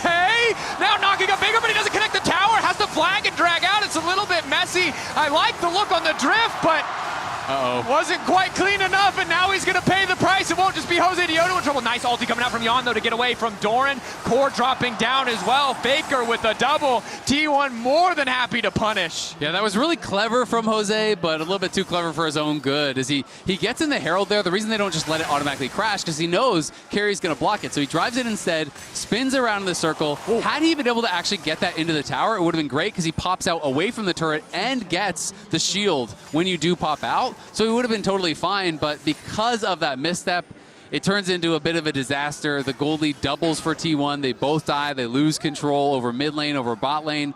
2 towers fall. So it was a creative look from Jose, but just couldn't quite fix the angle when he wrapped back around. Looked like Morgan did grab the top lane tier 1, so at least a little bit of gold back for him. Doesn't make a difference in terms of the individual gold discrepancy between players, but a little bit closer to that second item. Again, good looks, but not quite perfect. And against T1, it really has to be flawless if you're going to go for something like this. It's a clever start, tries to make the most of it, but unfortunately the full commit starts to cost him. Yeah, I mean, it was really cool, but he just couldn't. You could tell he's trying to turn as fast as he can. And Shelly kind of goes through that tower, but he just couldn't quite get the angle, and then tries to flag and drag out. Core moved back up to get the locket down on him, and then they see Doran show up. This is a beautiful ult from Yon during that cast time. That is the nurse to Ambessa in action. That increased cast time on the ult, uses that to Killer Instinct over the top of Doran, makes him miss. Otherwise, that could have been even worse, but Core goes down for the sins of Jose. And you're going to have to retake that driver's test, The fans are saying revoke his license, but guys, cars have turning radiuses. You guys are going to be out there flipping Miatas if you think cars could just turn instantaneously like that. You gotta chill. It's less about being able to turn faster, and it's more about you don't try that kind of turn, buddy. I see, yes. You're going down the highway, you don't just try to do fun fact, I don't have a license, so I don't know why I deemed necessary to speak in this particular moment, but yeah, I'm going to trust you on this one, Isaac. You have a car, you drive, you know things. That said, you dabble. Yeah. Look, it's still just a 2K gold lead. Yeah, I could have made that Herald work, I would say. I would have braked the stop sign personally, but I respect the play. Personally, I would have not gotten in the Herald. Yeah. I mean, where do you even drive the Herald from? It's kind of weird when you think about it. You're fully absorbed in its body. I think. And then you explode out the back. In order for this to be where are you coming from? No, I think we all know. I think we're not going to talk about it because it's a family-friendly show. TL. I'm not getting in. Copying a little something from the T1 playbook. It is the cheeky random Baron start, and T1, it's their playbook. They know this play. They dropped the ward over the wall. They saw them there, and TL immediately backed off. You can't sneak a 20-minute Baron against T1 because T1 is on their way to try to sneak a 20-minute Baron. That's the problem. They're already there. They're already there. They don't even know you're there. They're surprised. What do you mean, Man, this is embarrassing. We were both trying to sneak it. We have reservations. Let's just leave. Let's just leave. This is weird. We'll take Dragon. Yeah. Which is Come back in a couple minutes. Try to sneak it again. Look, and them getting Dragon, not the best deal from TL, but they didn't all die at the Baron, so that's decent. Again, we check in on the items, a thing we do very often. 2 completed items for Quid, but has stalled out a little bit as Faker's also grabbed his second. And Rylai's not the biggest raw power spike, but certainly an incredibly annoying item coming out from Faker. And with Pays doing so much damage, with Doran doing so much damage, he can opt for a utility item and still just be a giant pain for TL to try and navigate around. Yeah, we'll see exactly how TL are going to be able to play it out in these next fights. It is going to be Hextech Soul, but thankfully TL did get that one early Mountain Dragon, so they're not facing down Soul in 4 minutes. It is facing down Soul Point. Not something you want to give for free, but at least it's not game-ending by any means if you do give over that 3rd Dragon. whereas that 4th Dragon will be a must. You're going to have to contest that, I think, if you want to stand a chance. Playing against Ezreal and Bard and TLAW with Hextech Soul is just, it's going to be GG. So we'll see what TL can do. Pace of the game has definitely slowed down over the last 7 minutes or so, but both teams are constantly posturing and looking for opportunities.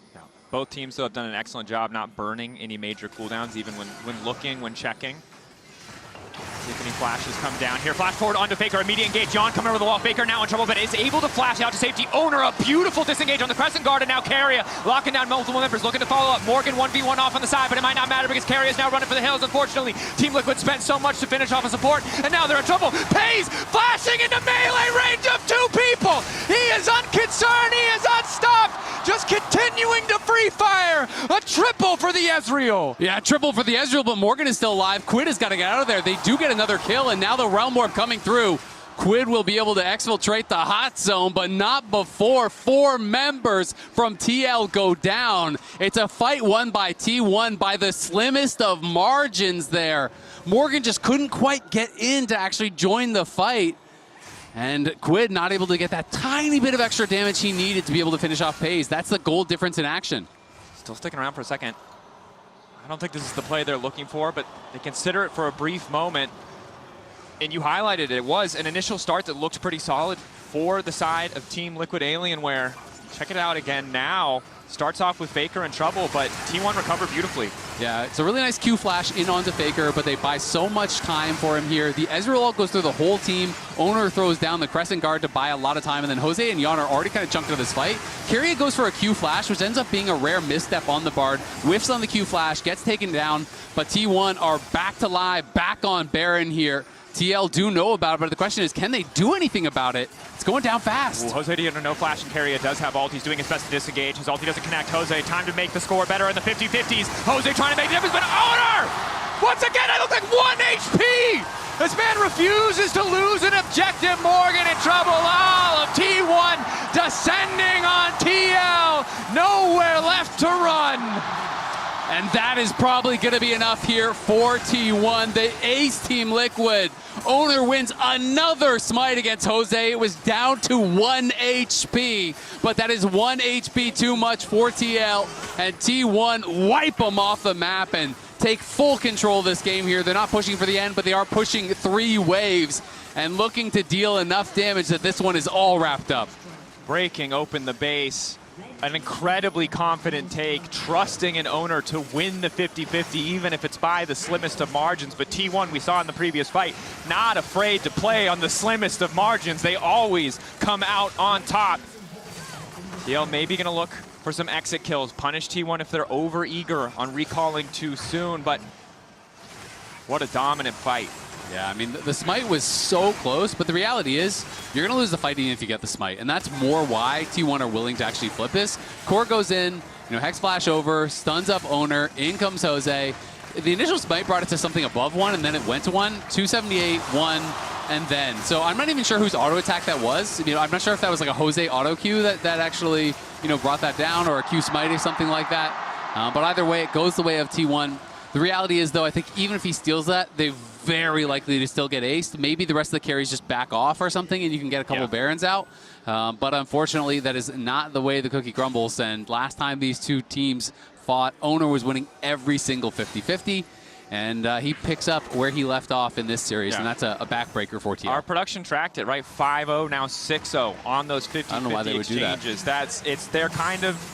It's kind of messed up. Again, we got a lot of EU producers Jose's here. a really nice guy. He is a really nice guy. Really good Lee Sin. That's why T1 banned it. Maybe he'll get a shot at it in game 2. For now, though, survival is the name of the game for TL, and it is a tall task with a Baron-empowered T1 pushing in on the top side of the map. Flick connects onto Morgan. Charles Fish procs. Bit of an engage onto Owner. Jan still living for an extra second. Snipe, though, coming through crucially onto Morgan. Seeker not going to connect. T1 losing a member, but are still going to break open the base. TP is there for Doran just to get into the fight. T1 look poised to end it here. Yeah, Faker is still coming out of base, so he's going to be running out there. The Dragon's on the map. Doran's going to whiff on the ultimate here. TL trying to hold on. They're looking for an engage with Core. Wipe. Core right into the back line. Flash forward, looking to lock up with Hayes. Hayes too quick on the trigger, though. Manages to jump out just in time. Tempered Fate connecting onto 2. Carry looking for the perfect setup. Nails it onto Quid. Cataclysm across the team, and down goes the Rise. TL found some good fights, but they could not get their footing in this game as T1 tear right through them. A beautiful game one here from T1. TL made him work for it. They scrapped with him, but it was T1 in control, start to finish. It's them coming up in the big moments as they did in the last game. And what a turnaround here from Doran compared to Morgan. Desk, what do you think about it? It's always the same thing with this team. They give you hope, they give you something to just grab onto, and then they take it away from you. It's the small details once again that make the difference here for T1. I don't like the fact that Azael Das asked that question. He knows the answer. I'm not going to be happy about that. What the hell? Look at his face over there. He knows what he did. He's he knows what he did. From ear to ear. We need to just play that one more time. Yeah. Oh, stop. Because I thought that Team Liquid did a great job of being able to catch out the classic T1 Baron. Yeah. They, again and again. In fact, they tried to do it themselves. It looked like it was going to be that moment, and maybe that moment of redemption for Jose Diodo with those smites, but he just couldn't quite find us. This was insane, because even missing on the Bard ultimate, going in with Core JJ, the setup, and 1 HP. 1 HP. And with them both them in the pit, it's Doran who's able to get the double kill. It's a good public execution to follow up, and this was really the nail in the coffin. Because TL, it kind of always felt within touching distance. Yes, T1 were in the lead, but it felt like it could really blow open in their favor, especially with the composition they had. But that one kind of sealed the deal. It did. It did. And I felt like Team Liquid played that. They played the later portions of that game so well. So many of those team fights, once again, Jose Diodo was doing so well. Okay, Raz, we were talking about top lane. We were talking about how Lord Morgan could make the difference here. Yeah. A lot of deaths. Yeah, this Snar. that did happen. Yeah. It did indeed happen. It did We never indeed make a specified it was a difference as well. positive difference. Yeah. Fortunately. And I feel like Doran heard all the stuff we were talking about earlier on in the show, because for our HyperX Reflex replay, he played that early 1v1 against Morgan so well. Like, on that Mbessa, a pick that he's about to get a T1 skin on, like a world skin on.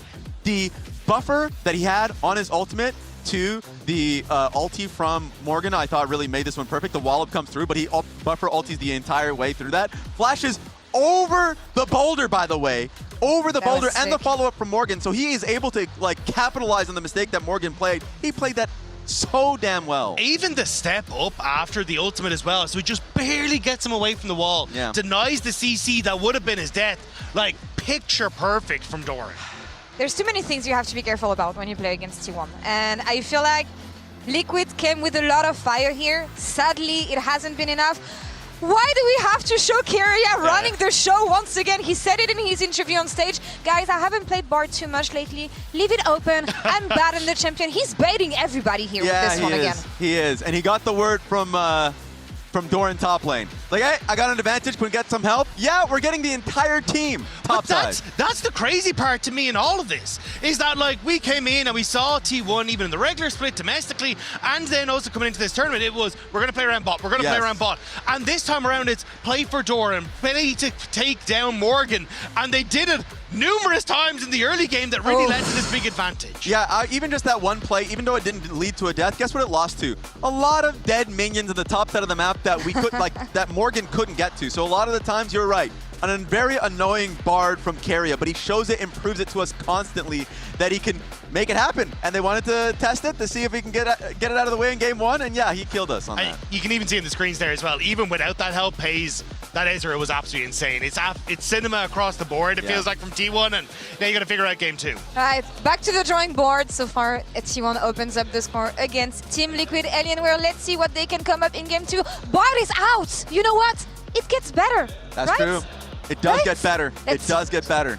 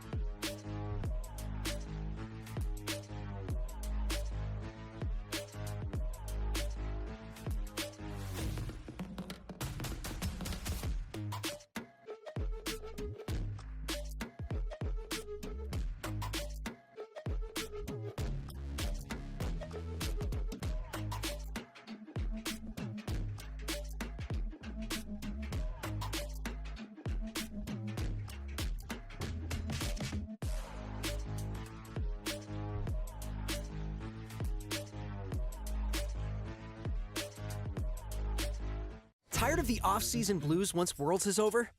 Fear not, because League of Legends is coming to the very first Esports Nations Cup, where players split from their clubs and compete for national pride. Will China test every limit imaginable? Will South Korea turn every game into a macro masterclass? Will EU and NA actually play in the correct lanes? The final event of the year is not to be missed. Esports Nations Cup 2026. See you in Riyadh.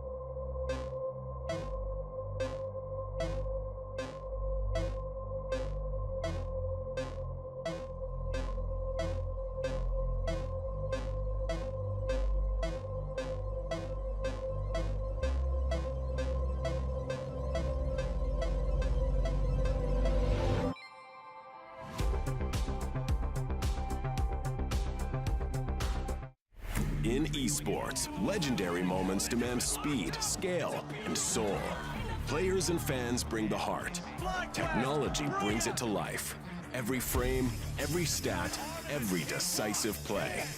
In partnership with League of Legends Esports, we're driving digital innovation that empowers the esports ecosystem to keep expanding. So players can focus on the game, and fans can focus on the moment. Times like this are where star players shine and new legends step up, where legacies are built and dreams are either realized or ripped apart.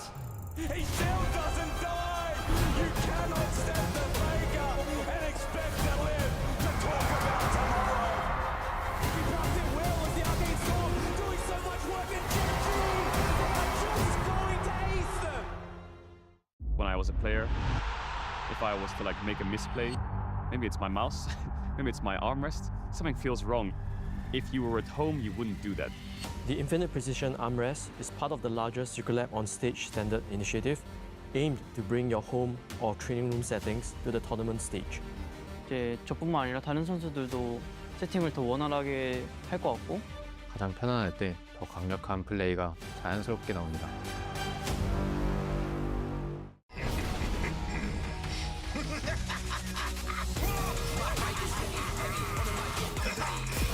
Center stage.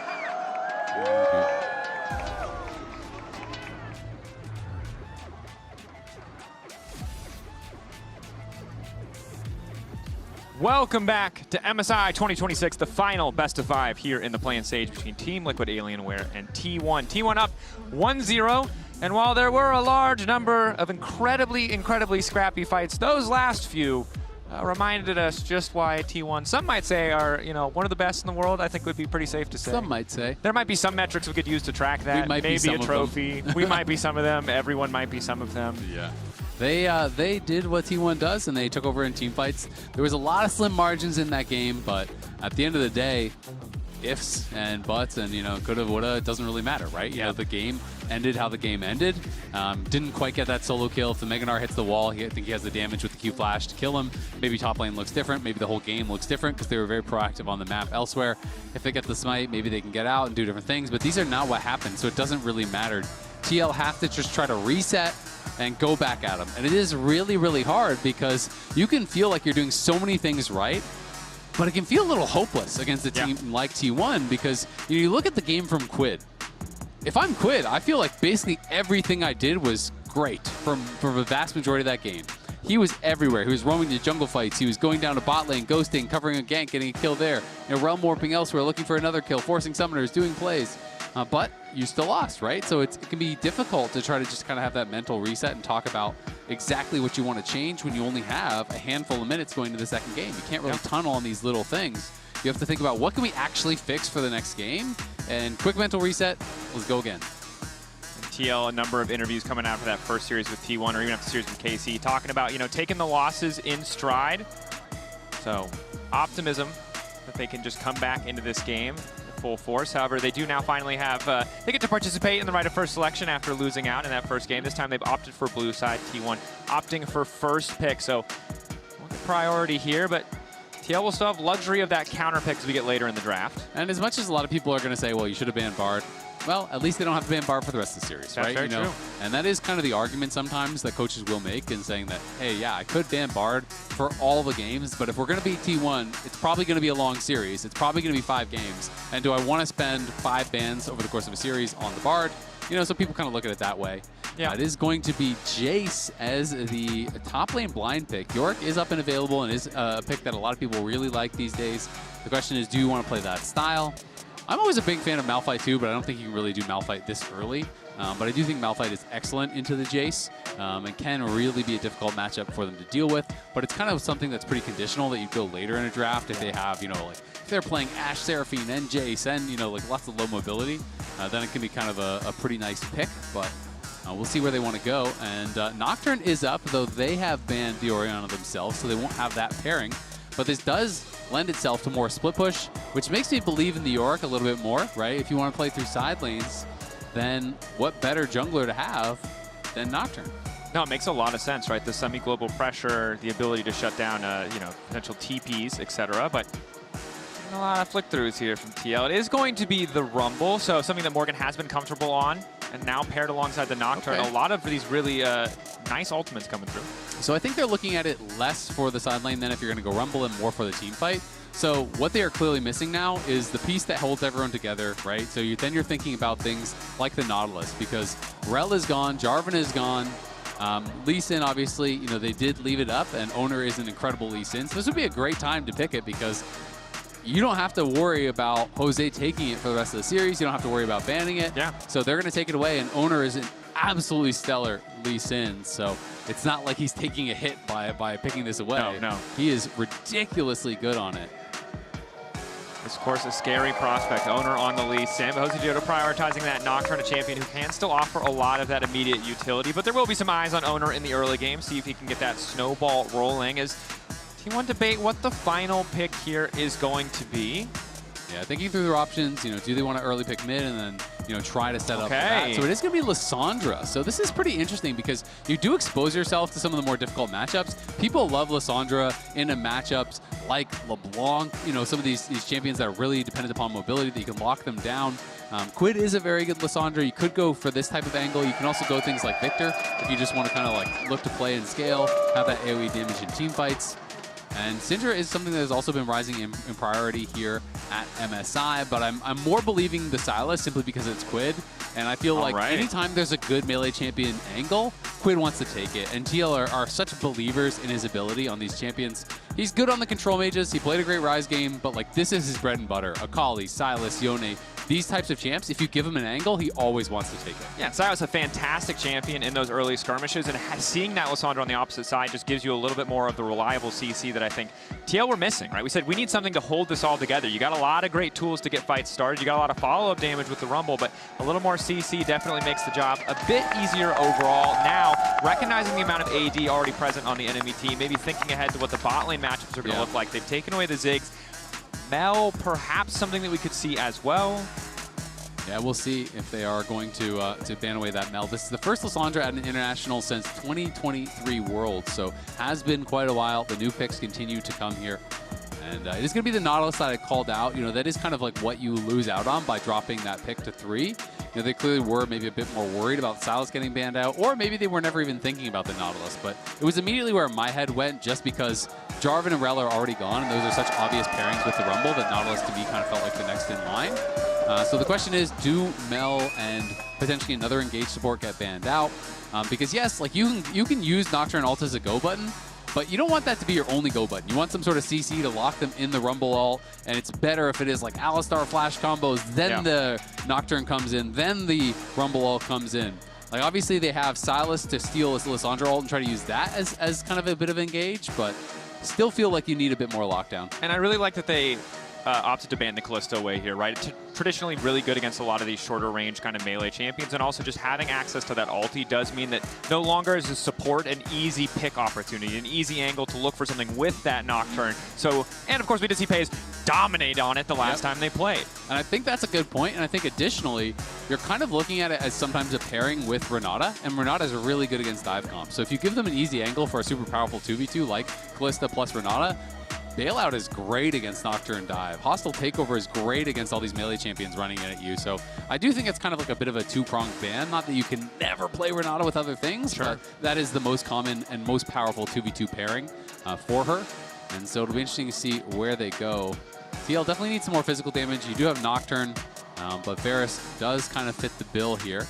And just waiting for last pick from Core. So there is always that possibility of them getting a bit spicy and flexing things around. Yeah. I don't really see it happening here, but I think they just want to get a better 2v2. So they're saying, you know what?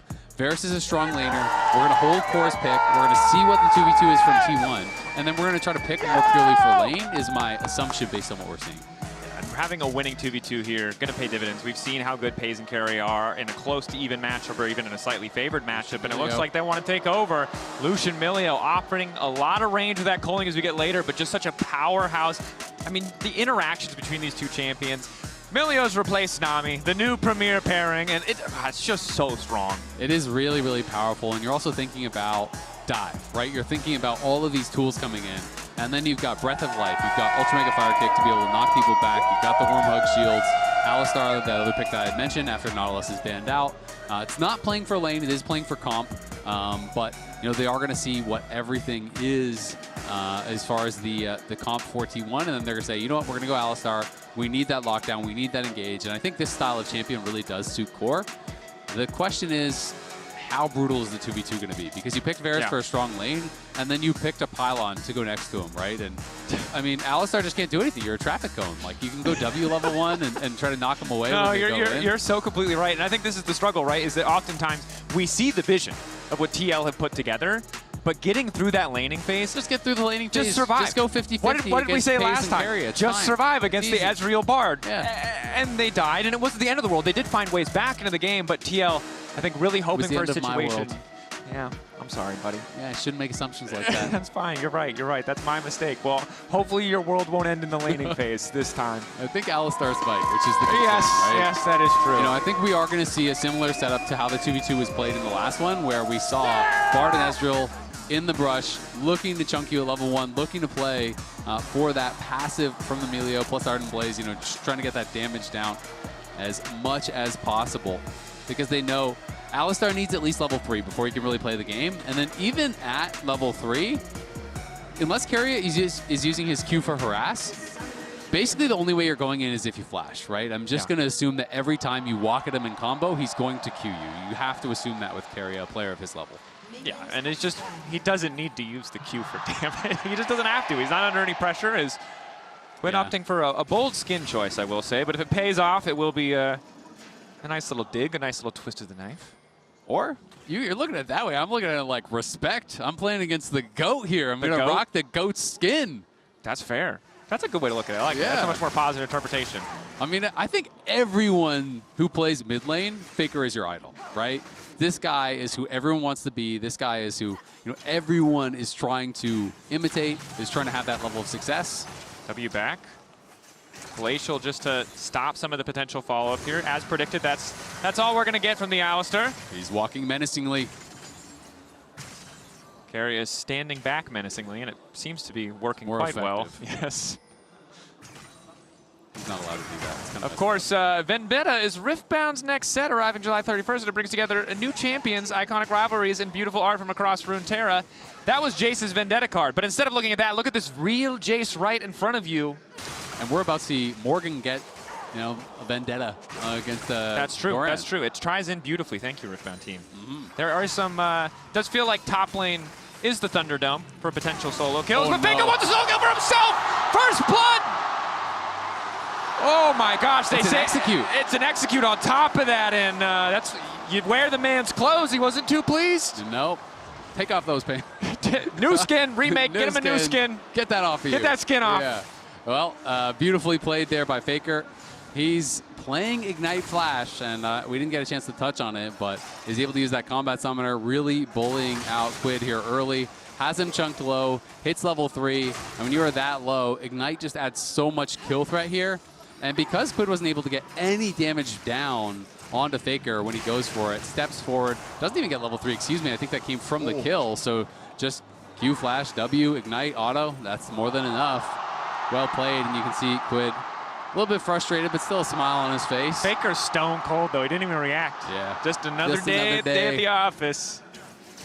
For you, it was the most important series of your year. For me, it was, what is it, Wednesday, Thursday, whatever day it is. Tuesday. It all blurs together. It's League of Legends Day. In other T1-related news, this is actually completely crazy. Please look at the left side of the screen. Keria has passed Faker for international assists, most assists of any player. You know what has to happen now?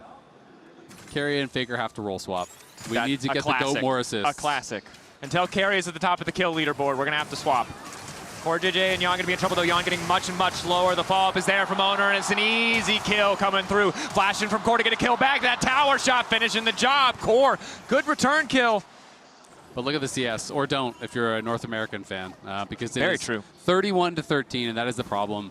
Core plays it pretty darn well there, and is able to get one back, but now Core is dead. Good bait coming in from Keria. Pays waiting in the darkness. He thought the recall had already come through. I don't know why he thought it had already come through, though, because they shouldn't really have super desync recall timings there. I wouldn't have thought. I'm a little bit confused at the play. Yeah, after he hit that first bit of damage onto Keria, he really thought Pays wasn't there and continued to step forward in it.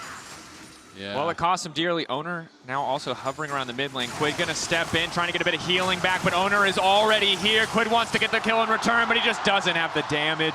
Very close there. You can see the frustration on TL coaches' faces. This one's pretty much over at 4 minutes. It's going to be really tough. Yeah, because I mean, barring some big mistakes. Lissandra getting leads like this, yes, she has the Ignite, is not something that you often see. This is usually just you push and you ignore that lane. It's not about killing in the 1v1. And I kind of want to see it again because I think Quid actually missed his Q. Otherwise, he could have maybe made it a 1-for-1. It was hard to tell. Maybe the edge of it did actually hit. But Faker was baiting there. They knew that was the window. Quid knew that was the window. Before Faker gets 6, he had been playing the lane pretty darn well after the solo kill, comes back, is able to put him in position where he can actually look for that 1v1. But combo in the bot lane. The damage just not really there either for TL's bottom lane, as Pays already has the Sheen and the double buffs. Jose Dioto wandering down, but he'll be spotted by the control ward. Still a bit of a ways from level 6. Yeah, unfortunately, the map is just falling apart. Yeah, it already has pretty much. I mean, this is tough, right? For Jose, you're playing Nocturne. You can't really be that active, and they are trying to threaten here onto Jan, but they're mostly just pressuring him to make him miss some of the CS. I don't think they're looking for any sort of a dive with Jose there, but Pei's definitely being super annoying with these double buffs. Makes it even worse. Core did get a kill back, which was great.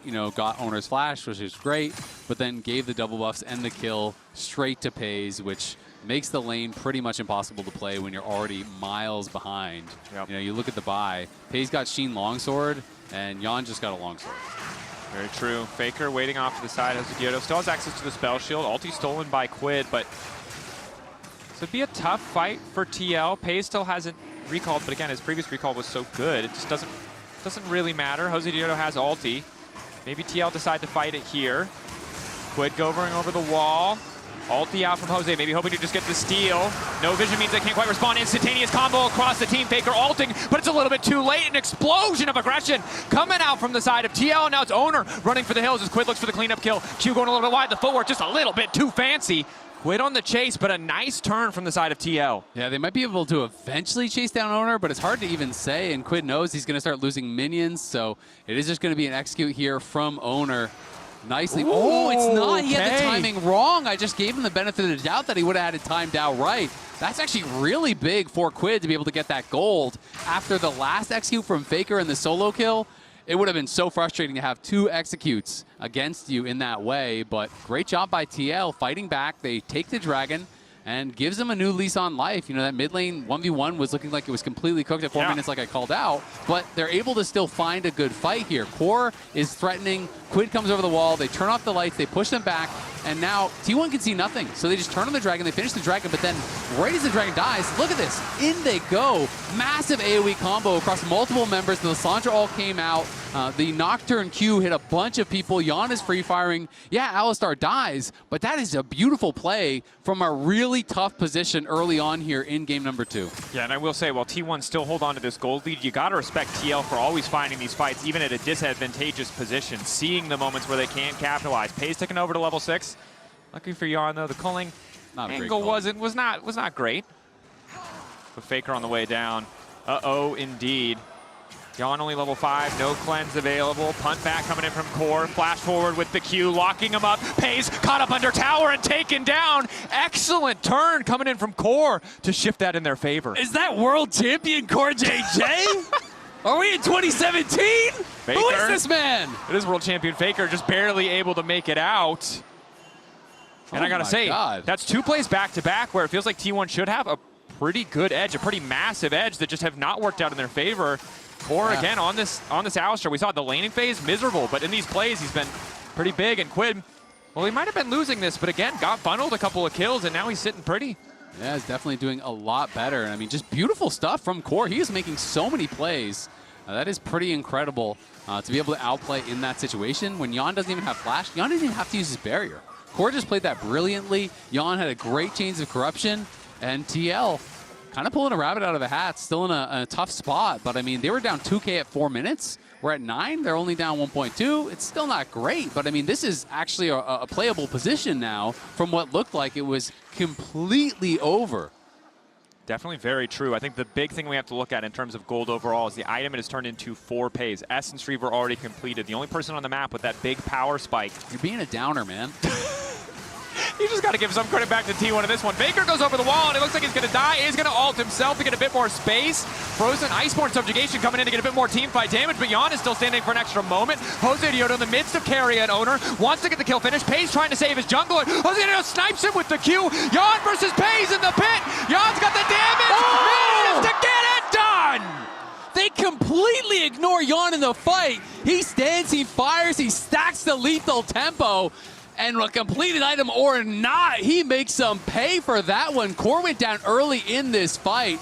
Owner, T1, they go in. They try to engage here onto Core, but Core does get his combo down. He knocks out Keria there, and the stolen melee wall buying a lot of time. As you can see, Jose goes in, he's focusing down Keria, but look at T1 just completely ignoring Jan the whole time. He's lethal tempo fully stacked. You are standing melee range of him as the Lucian, and you are still hitting Daejeon, who gets the Triumph proc multiple times there. The barrier comes through. Jan look at the cooldowns there. The split second the ulti came up, he popped it. Didn't end up needing it at the end of the day, but that is huge. They thought they could just kill the Nocturne really fast, but he got the passive heal, he got multiple Triumph procs, and he lived so much longer than they were expecting that ignoring this Varus, who's supposed to be so weak, so useless, really came back to bite him. And my, you know, raining on your parade a moment ago was the gold deficit, but the gold basically dead even now. Isaac, a very, very playable game. T1 similar to last game. Gold, a paltry sum. A paltry sum. But now the pittance. I like how we have the Lord Morgan on the top side. Needs to get more of a tithe from Dorn here if he wants to be a lord. He's a little bit of a broke boy at the moment, a little bit behind. But the rest of the map looking comfortable. Jose Diodo, 2-1-3. 5 seconds till that ulti's up. Winnable. T1 ready to make another play in the bottom lane. Yeah, I mean, the scary thing is, you know, obviously, if you're an NA fan, you are excited that we've pulled back to parity, but we've lost so many games against T1 with you lost with a 6K gold lead. Yeah, it's exactly. just one and that's step happened at a multiple time. times for Yes. TL. So, yes. you know, including the series that Spawn was referencing, where they were, you know, at EWC, played in Game 3, up 6K, final game, ended up losing that one too. So, T1 always cannot be counted out. This team makes magic happen time and time again. As Morgan was expecting a contest, so he just walks down towards the Dragon. He's going to be there if they need him. And TP's back towards top when they see that T1 is not contesting. And our production team keeping us humble as they flash the gold graphs there. You can see 6K gold lead, 1.2K gold lead. Those are the games we talked about where it did feel like there might be an angle to win. But again, it was so much about the mid to late game. So as good as it is, as comfortable as it might feel, for a lot of people who aren't NA fans, probably shaking right now, not certain if they could be excited yet. Yeah. Still have to close it out for it to count, for it to mean anything. And T1, a team that adapts so quickly, even in disadvantageous situations. You just got to remember, if you're winning, it's because you're really good. If they're winning, it's because they're tryhard. They're just sweaty, you know? All right, Faker walking away. Ulti's still there for Quid. Very try-hard of Faker to walk away. I think it's safe to say. I didn't want to just die to Quid. You're not going to stand and fight there? Yeah, you didn't want to just... Honorable 1v1. Die, that's fine. All right. Cool, man. T1 do have that slight lead, but it is a couple Dragons now for TL. Able to win both those fights over by the Dragon. That is massive for them. And they would be moving in towards Mountain Soul, which is actually quite nice for their comp when you're thinking about Lissandra, Jace, Lee Sin, all of this upfront damage, so much burst that's going to be coming out from T1, which would be terrifying. You know, giving champions like this Varus in particular that additional survivability to maybe be able to live through that initial burst. And I'm going to be interested to see, you know, where Jan goes with his build from here. He had gone Rageblade last time. You know, he did go Shiv first. Yep. But I did, you know, I was talking to Spawn and talking about the potential of going more like HP-centric builds against some of the teams where you don't need to necessarily non-stop auto. And I'll be interested to see if he is going to consider some of those, you know, going a little bit more defensive because there's so much burst. Oh, ulti coming in from Quid, dash forward as well. Kingslayer to get more damage down, but Owner is now here in the meantime. Quid gonna be in trouble. Owner arriving just in time. The rest of TL on the approach. Quid living for an extra second. The difference, the locket of the Iron Solari keeps him alive. Core absolutely clutching this game thus far, but it's gonna be tough to lock down Owner. Trying to use Jan to escape. W over the wall, flash out to safety. The man's got too much style, too much class. Yeah, he's got swag. Well played there by Owner to get out, but still it's a big win. Morgan looking for a potential solo kill. The last minion died, otherwise he would have gone. Colin coming in, they know Core is in trouble, has already popped the Unbreakable Will. Quid steeping deep. Jan wrapping around Ultra Mega Fire Kick to push Jan back. Quid debating if he can go forward. Abscond, abduct. Carrier ready to body block though, has his ulti to cleanse out if he needs it. Good discipline from T1 to retreat as a unit, not give that flank angle to the side of TL. Yeah, well played there by T1. Very cognizant of the fact that Quid could be coming in. And if they overcommit there on the Core, they would get collapsed on. They could be down a man and maybe taken out. But it's another brilliant play from Core. Gets there just in time, keeps Quid alive with the locket. You know, yes, Owner does escape, and that was really nice for T1. But at the end of the day, it's still the 1-for-0 on the kill. On a play that T1 were kind of going for initially. They're the ones kind of setting it up. Faker, again, was trying to go for that same play he did earlier on Quid. Trying to bait Quid to go in aggressive, knowing the Silas has to do that to trade, and just playing behind him. Approaching the bottom lane, Glacial Path coming out from Faker, trying to escape platform. Hozirdo, he knows that Faker does not have ulti for at least a couple seconds. I don't think the calculation is always going to be perfect, though, so Hozirdo backs away. Doesn't want to overforce on the dive. Instead, happy to grab the plates. Yeah, they're happy to grab the plates. Not so happy to lose your flash for that, though. He really thought he would be in range to get the tether. And I think he was expecting an insta-W from Faker, so he flashed in and spell shielded it immediately. You know, because you're not going to be able to react to the W. It's just too fast if you're point blank. So he did try to kind of guess on it. The end of the day, though, they do get first tower off the back of that, so TL going to be still really happy about this. You were down 2K at 4 minutes. You're now up 1,000 gold here at 15. Definitely a good look. T1's response on the top side does result in the tower of their own. Well, as the Herald. Excuse me, the Grubbies. No, Herald. There They it got is. both. They got both. Feeling comfy as owner now. Another retreat necessary. Alti coming in. That's going to be no way out for Doran. Jose Diodo this time nails the spell shield. You see a 1v1 in the mid lane. Yon trying to battle with Pays, but Pays too damn strong. Well played there by Pays. Pays flashes over the ultimate, something that is very difficult to do timing-wise. It's easy to flash to the side. That's not hard, but he wanted to stay in range, knew he had the damage for the solo kill if he could actually outplay him in that way, and is able to pull it off. And now Quid is and Owner's coming behind him. Faker not here to do damage, just to stall. Quid getting into melee range is big, though. Faker gets himself an extra 2.5 seconds, extra healing coming in from the Frozen Tomb. One more rotation as Quid desperately tries to finish it, but the damage is not there. Owner, however, grabs the kill. Nicely done there. Quid just way overstaying his welcome. I mean, if he still has mana, Faker can't delay like that because Quid can kill him, but because he's out of mana, it was tough for Quid in that position, and he just gets kind of chased down. So we can see this one more time. Yon already a little bit low, and the pink ward there was a lot of safety for Pace. That ward that you can see right here, this actually gave him a false sense of security because this ward does not actually see that ward, I don't believe. So it doesn't actually see the far other side. So Pace had his ward over, hugged that wall, and that made Yon face check him, which set up for that brilliant play from Pace where he's able to flash over the ult, but required a lot of things to happen there. And you can understand why Yon walked into that brush thinking, hey, it's warded, I'm safe. Yeah, when we take a look at the Coinbase gold grind, you can see Pace pretty comfortably ahead, and overall tower plate's giving him that bit of edge as well as a bit more in the kill department, especially after that solo 1v1. T1 going to slow down the Drake stacking. And ITL the sole point. But now TL looking maybe to respond here with a play of their own, or at least clear out some of the vision. Top side, Morgan uncontested on this push for now.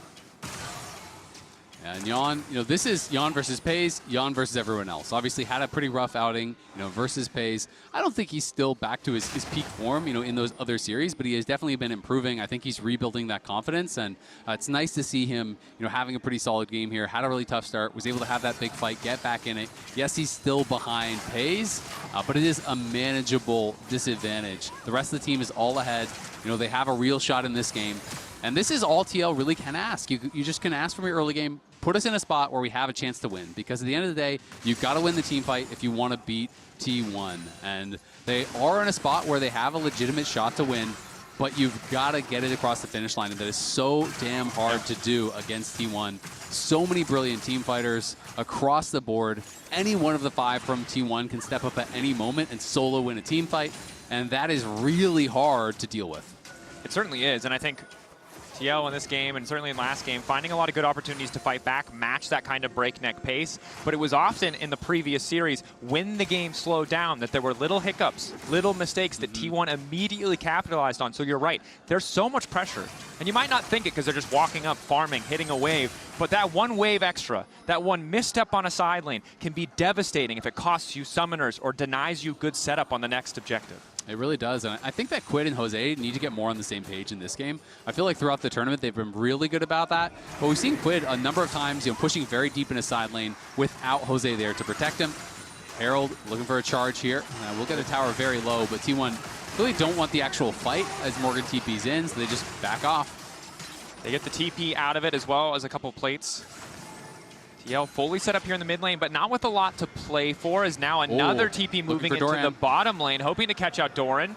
Doran might just go for a TP of his own. Nope. Yep, there it is. We're trading TPs. Flash forward, it's got him done. Doran, you are not escaping this one. Quick Frozen Tomb comes in from Quid. Happy to steal that one away from Faker as fire rains from the sky, and down goes Doran.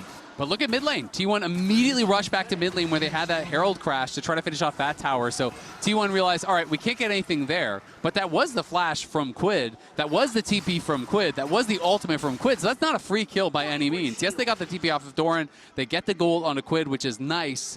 But T1, as they always do, will make you pay on the map. If you overcommit to one side, they are so good at punishing you elsewhere. They're not going to just try to run down there when they know it's a lost cause for Doran. Immediately go mid, take a tower, continue getting that gold into Pay's pockets.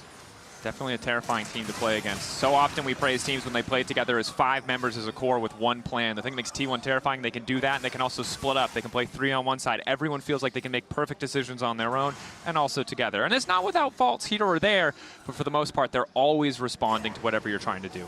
Super scary as well. Paze now has completed his 3rd item. Obviously, he's not, full item in gold ahead of Jan, but Jan did go for those upgraded boots. He does have the steel caps, which are going to be pretty effective this game, but Paze is a beast right now. First 1 to 3 items. And there's a number of players on the map that don't even have their second. Quid finally just got his. And I do like the buy when you are playing double AP solo lanes. It makes a lot of sense. You have Bloodletter's Curse here. You're shredding for just the Rumble.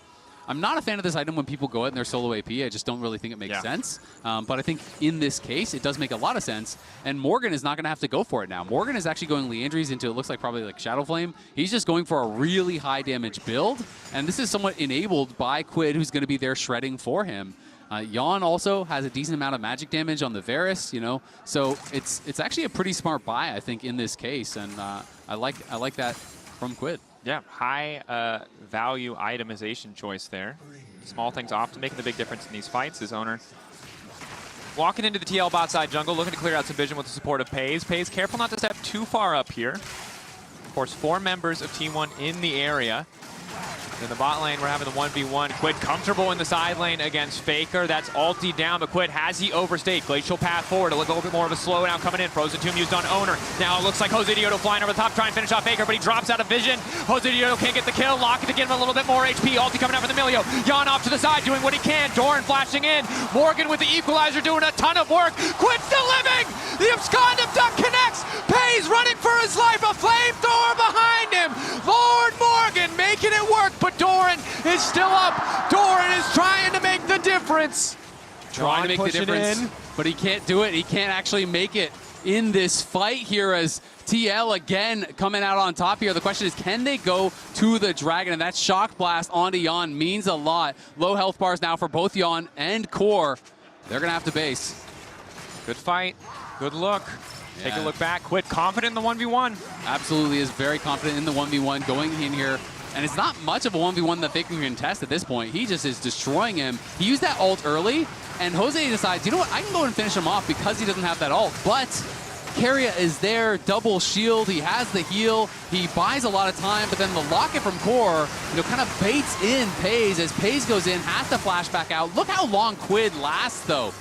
Spell rotation after spell rotation after spell rotation comes up and buys so much time. Morgan arrives, is able to finish him off. Another double there for Jan. As you can see, Quid thought he had an angle to live. Yeah. I have to ask you, are you familiar with the Quiggle? No, I am not familiar, with the Quiggle. Is that the Quiggle? It is close to a Quiggle. Close to a Quiggle. All right, well, you keep me posted. Yeah. He has. What was that called? It's got to be something with Silas. The Quilus? I don't know. The Quilus. We'll work on it. We got workshop. Okay. The Quilus. Some tools to defend his team, but it's Core! Four-man ult! Kicking everything off. Billy ult across the entire team. Equalizer doing damage with Faker in the midst, slowing down the advance of TL. But it's looking good for the boys in blue. TL on the way to the pit. A double for Jan. Core JJ! Say the name! Oh my gosh, he is on fire in this tournament. This one not going to be stolen away. They're going for Baron. They're going to get so much off the back of this. That was a 4-man combo from Core, who just flips the game on its head. Takes out T1, gets them the Dragon. They're on Soul Point. They're going for the Baron. You can't count T1 out, and I'm not going to lie, even though it's Emilio, I'm still a little nervous because Jose is dead. Keria. Say it ain't so. Keria, can you steal it? Not spotted, hovering in the fog. 3K, it should be impossible. He won't do it. Okay, observers playing with us. TL. This game started with Quid solo dying 1v1 to a Lissandra. They are now up. They are on Soul Point, and they are empowered by a Baron. I mean, this is just crazy. Again, it's all about Core. He has the positioning in the brush. He knows they're going to try to force their way in. Look at this. As soon as they stack, instant flash, 4-man combo, and no hesitation from all of TL. Jose's in there. Morgan's in there. Jan is in there. And Jan, with the Chains of Corruption through the whole team, threads the needle, catches Paze, of all people, with the Chains of Corruption, takes him out. And are they pumped up or are they pumped up? And it's so important to highlight. That is a 1/10 of a second difference. Core was charging Hex Flash.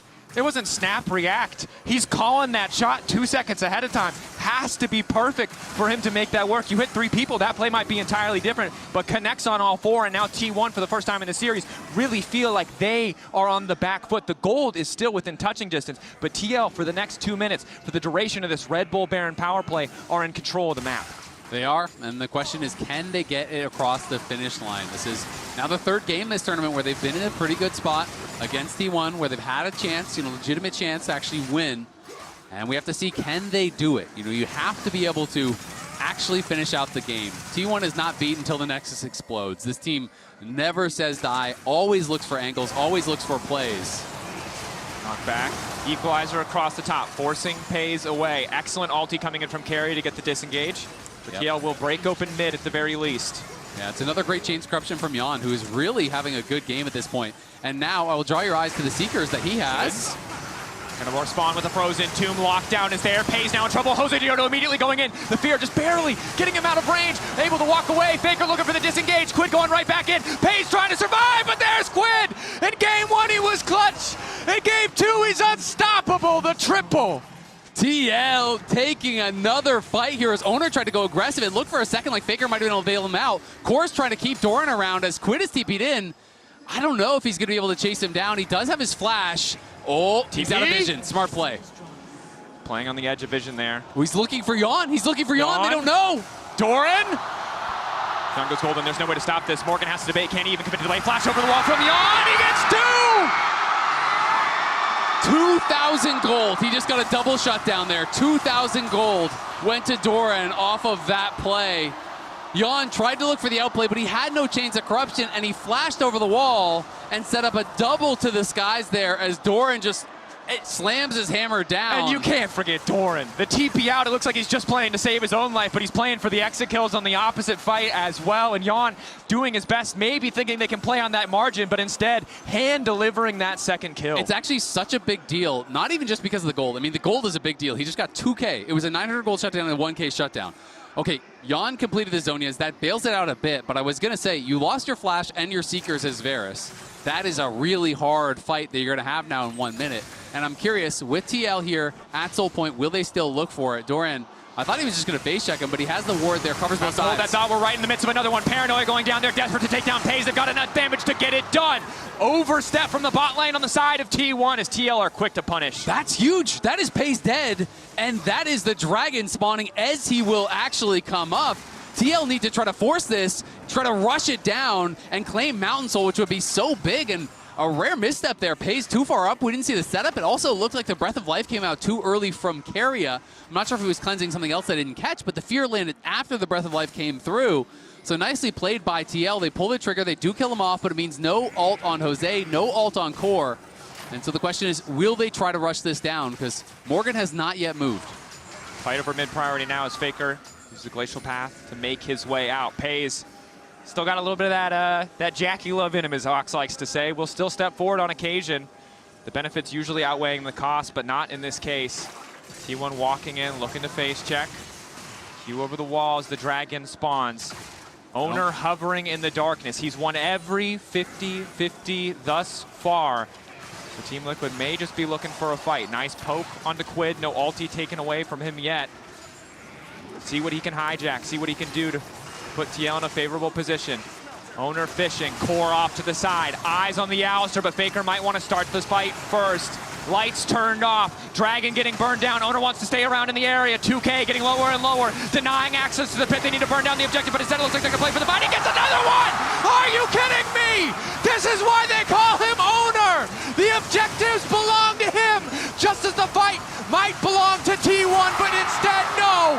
TL remains steadfast, unbreakable, in the face of elimination. Quid, unstoppable. Yeah, they're going to try to chase him down here. Quid trying to stop the bases as they're looking to push mid as well, but Jose and Jan are both very low. but how does he do it every single time? Gets through everyone, played that brilliantly. Core was trying to stand on him to get the HP low. Watch Owner's patience here. So he knows TL are going to focus this down, Core's going to knock him out. Instead, he kicks Core away. So now it's like, wait, how do we keep him back? They Nocturne ult on him, they try to kill him, but then he realizes it's too low. The Fear Tether doesn't actually land there from Jose. Ward Hop in range, 1450, E-Smite, perfectly done. That man is a machine. I refuse to believe that a human can do it, but Owner showing me once again it can be done. A beautiful Chains of Corruption though from Yeon. He has found Pace in every fight. Yeon is on fire. Again caught him with the ult. That's why Jose flashes in for the Fear Tether afterwards. If you don't catch Pace with that, I think Pace can glide on you and kill your whole team from that low HP. So many fights, so damn close. Seekers up for Quid. Zanya's for Yeon. Quid still playing very far forward, very aggressive. Hayes getting scarier and scarier. Morgan off on the side, gets an extra 2.5 seconds. That's the ulti going in on a Faker, forced to flash over the wall. An almost instantaneous retreat coming out from T1. They know at this point in the game, the stakes are sky high. If they lose another fight, TL might just grab the win. Yeah, they are really on that knife's edge. This late in the game, next team fight win, doesn't really matter who it is. You could probably, if you get a clean fight, it's over 100%. Even if you get a fight that's pretty favored, but key carries are dead, you could just march down and end it. And T1 are going to try to force the issue here. They know they pushed Quid back. Quid is heading down towards bot. He does have his TP. Morgan has no ult and no Zonias. That's why they're forcing the issue. Rumble's weak. Team Liquid have to be careful. Where is Faker? Could be waiting in the darkness. Pole hitting 4 members is big. Faker ready to arrive in the fight. Quid waiting off on the side. Which ulti will he take? Faker appearing over the wall, looking to lock down Yeon, but he goes Bud and buys an extra moment. A stolen away Millie Alto, giving them the space that they need. Owner straight to the back line, wants to turn it, but Yeon is too damn strong. Pace locked up, but the follow-up is not there, and he's ready to glide, ready to slide through this entire fight. Quick dash over the wall. A GA, a Zanya's, an extra couple seconds. Pace determined to make the difference. Flashing out, a snipe from downtown. Yeon! Pace! A hold back. Both 80 carries playing on the absolute edge. Team Liquid advantage in the fight, but Fire, once again, the barrier's still there. The healing, Pace stands, Morgan does not. Doran has been so clutch down the stretch here. That double kill at the end of that last fight and 2 shock blasts, each getting a kill. And the problem now for TL is the respawn timers. Morgan is dead for 50. T1 are going to res, and they could just go right back to the Baron because Morgan is going to be dead for 40 seconds still, and Owner and Faker are up in 2. Doran may have just won T1. The Baron may have just won them the game with those 2 shock blasts. As good as it's looked for TL, as good as some of those fights have been, the gold is still so close. There is no greater advantage. The Baron shifts things so heavily in the favor of T1. And we've said it. And for a moment, TL believed it was all coming together, but T1 so quick to take that away. The game not over yet, but it's getting closer to ending in T1's favor. I mean, it was just a great force here because they know that there's no Zonias, there's no Flash, there's no Equalizer. Rumble doesn't have the tools. TL does a good job of absorbing this engage. Great Zonias there from Yeon, and the Breath of Life from Quid buys a lot of time there from Yeon. Owner goes in, can't finish him off. Faker looks like he's in trouble, but it's on the other side that Paze is the real issue here. Paze gliding around. Jose's ult came back up. They get in to try to punish Paze here. And look at TL playing around cooldowns. They wait until the scrap shields back up to try to go and defend Quid, but this shock blast and the subsequent one, this was one auto away from being killed. Trying to make his way out. Spell shield already used. Now he's in trouble. Quid can try and turn this one back. A quick ulti out. Now Quid needs to get the hell out. They may have overcommitted to this one. A nice knock-up. A nice interrupt. Owner might fall. Equalizer across the top, but the damage isn't quite there. Owner ticking and burning, but with the GA still supporting him, there was no hope at finishing the kill. Yeah, it always seems to be the way against T1. You come close, but it's so hard to finish the job, whether it's a kill, whether it's a game, whether it's a dragon, it just doesn't matter. They make you fight for every last inch. Owner limping away there. Had you been able to get the kill, then they can't go for the dragon. And you can actually delay it and have an earlier respawn on your jungler. Maybe you get soul, but again, 3 times now, T1 delaying this soul for TL, and now they are both on 3 dragons here. And T1 take a slight gold lead.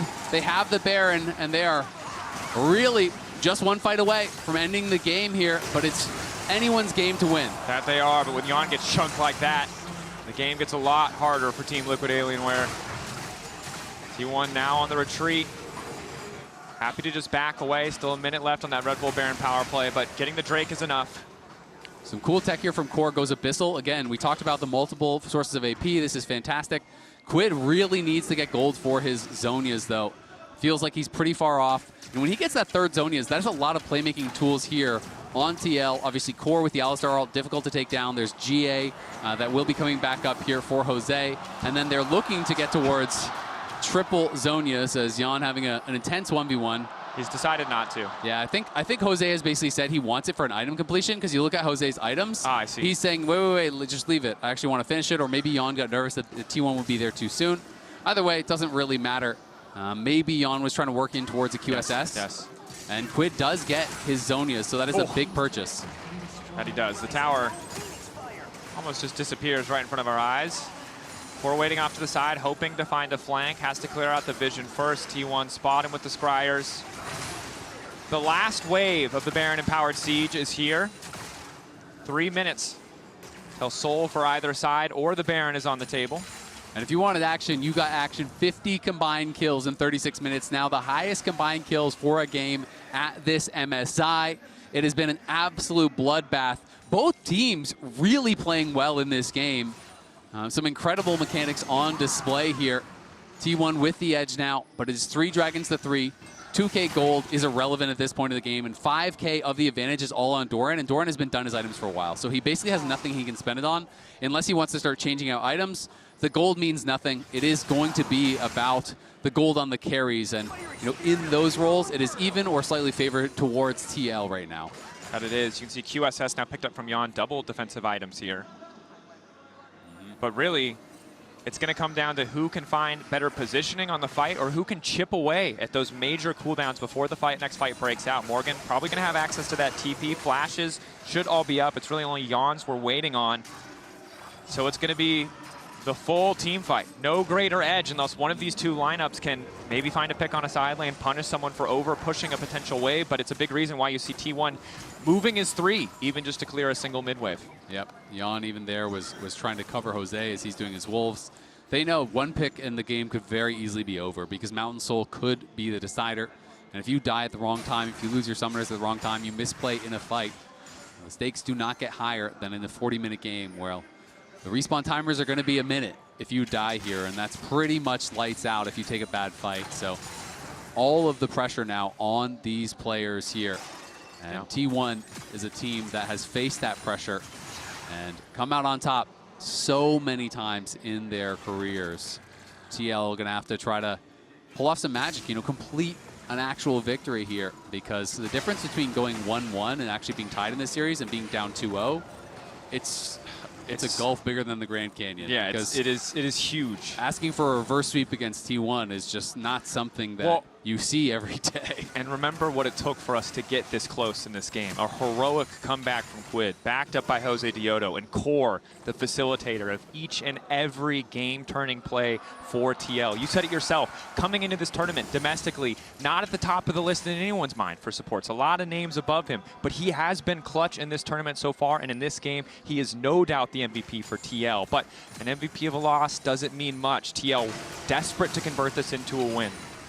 And Doran has been really the hero after getting a lot of criticism in the last series against TL. He comes into game 1, gets a solo kill onto Morgan, and then he comes into this game, and from a number of positions where it looked like TL were going to get the advantage, he gets a double kill, then he gets multiple shot blasts for kills. TL are threatening.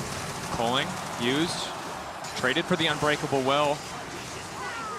Dash backwards from TL. Really nice to get that Alistar cooldown out of the equation. At this point, Core can maybe hope to get one combo before he drops in a fight. Exactly. He has the base as well, so T1 might be already on the Baron. We don't know. They could actually be over there, and they are, in fact, on the Baron. It's going to get spotted. Core is rushing out of base here, but this could be one of the final moments. 15 seconds on the Drake. Maybe TL, they're immediately going to turn. They have to accept fighting against a Baron-empowered T1 on their terms at the Dragon Soul, rather than risk going into unknown territory.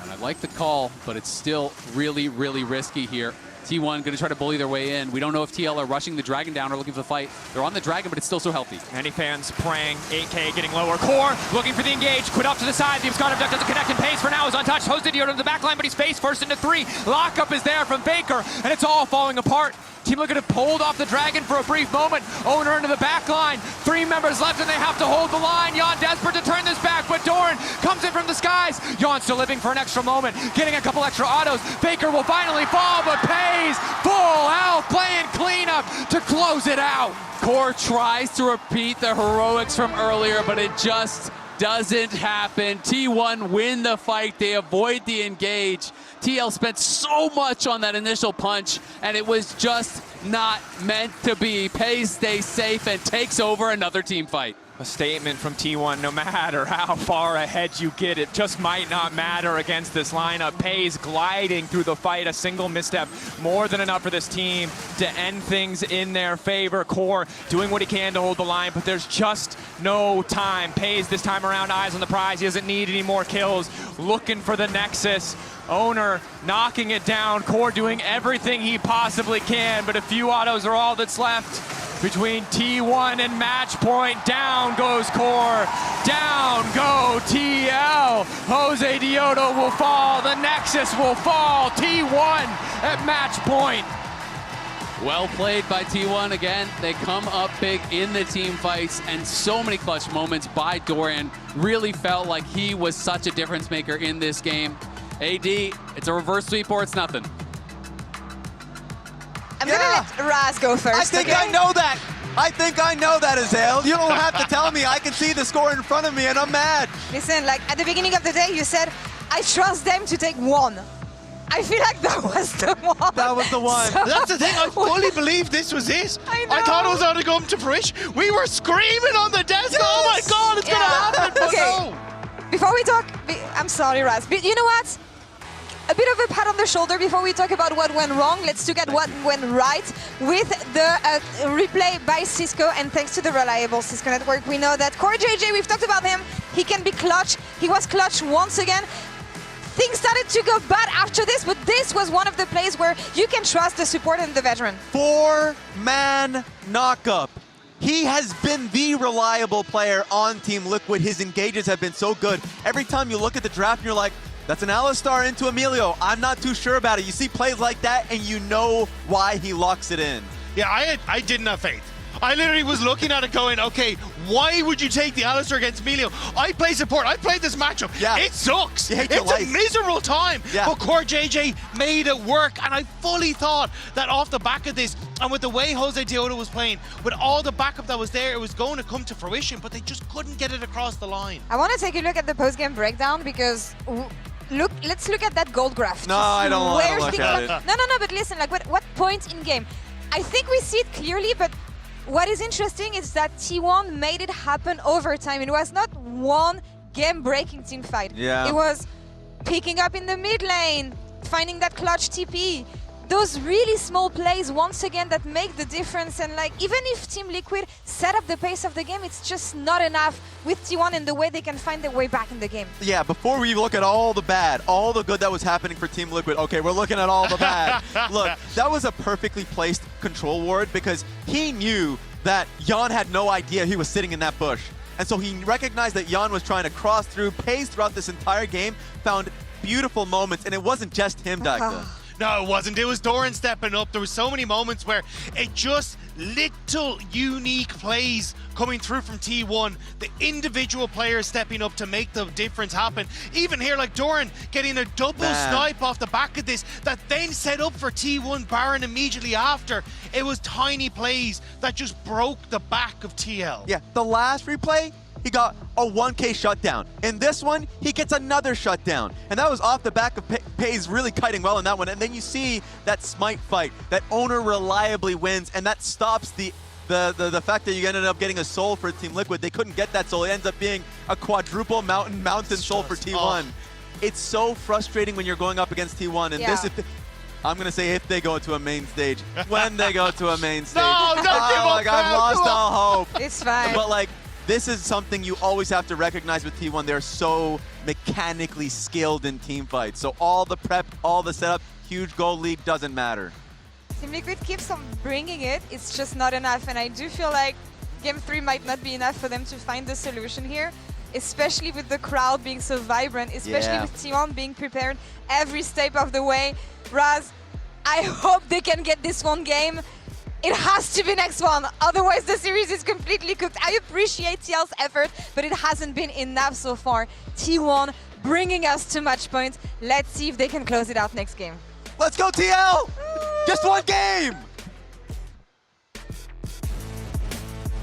And we don't know if TL are rushing the Dragon down or looking for the fight. They're on the Dragon, but it's still so healthy. Many fans praying. 8K getting lower. Core looking for the engage. Quit off to the side. The Abscond Abduct doesn't connect, and Pace for now is untouched. Hosted Yoda to the back line, but he's faced first into 3. Lockup is there from Faker, and it's all falling apart. Team Liquid have pulled off the Dragon for a brief moment. Owner into the back line. 3 members left, and they have to hold the line. Jan desperate to turn this back, but Doran comes in from the skies. Jan still living for an extra moment, getting a couple extra autos. Faker will finally fall, but Pays full out, playing cleanup to close it out. Core tries to repeat the heroics from earlier, but it just doesn't happen.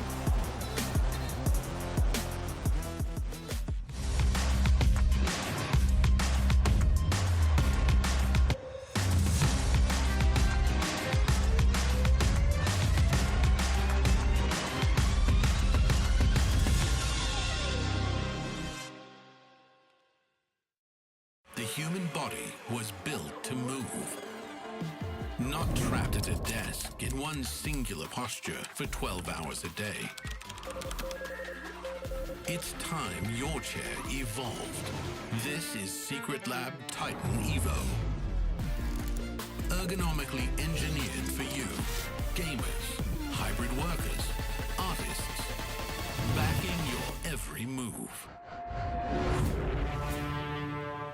Times like this are where star players shine and new legends step up, where legacies are built and dreams are either realized or ripped apart.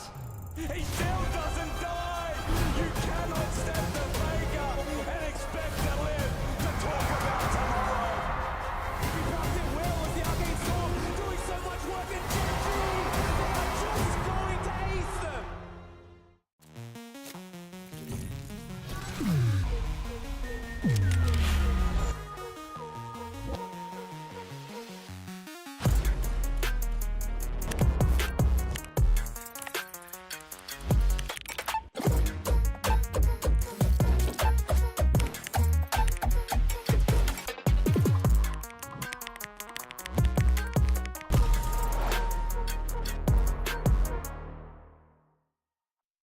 Tired of the off-season blues once Worlds is over?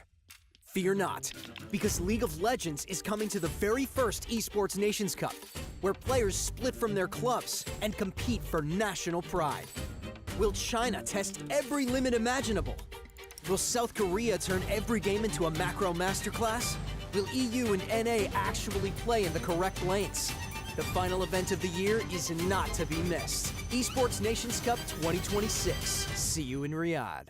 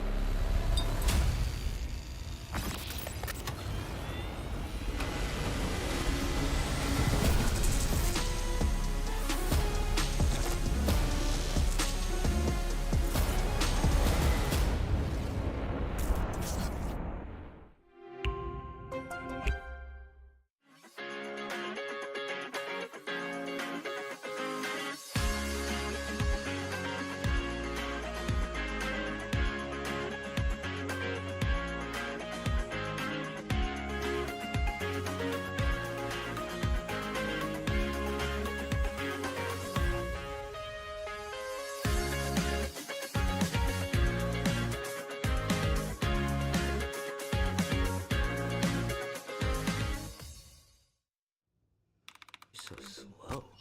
I told you I was done with basic browsers.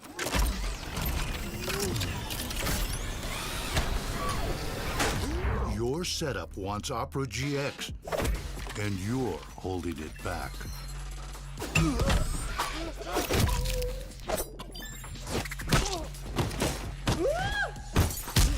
straight to the gaming browser. Download Opera GX.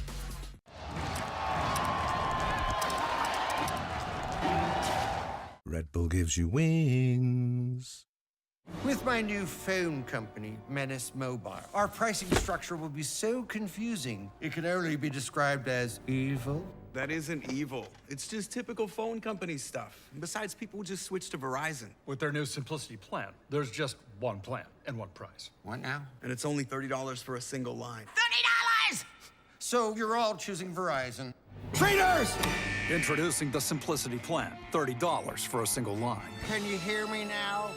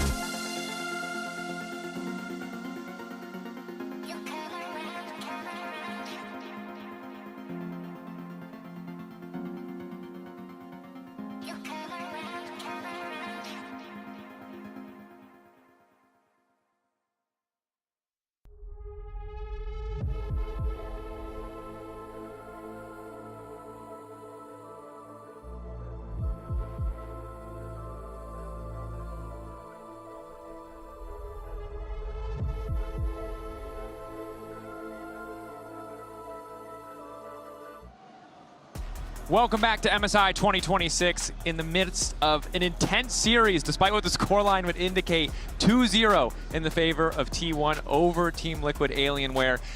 And it was so close, and you heard it from the desk, you'll hear it from Azalea, you'll probably hear it from me too, but now that it is 2-0 in the favor of T1, it's starting to feel impossible for Team Liquid Alienware to come back. I mean, you have to win 3 in a row against the most clutch team of all time. And they've beaten you 5 times in a row at this tournament. So it's a tough ask, right?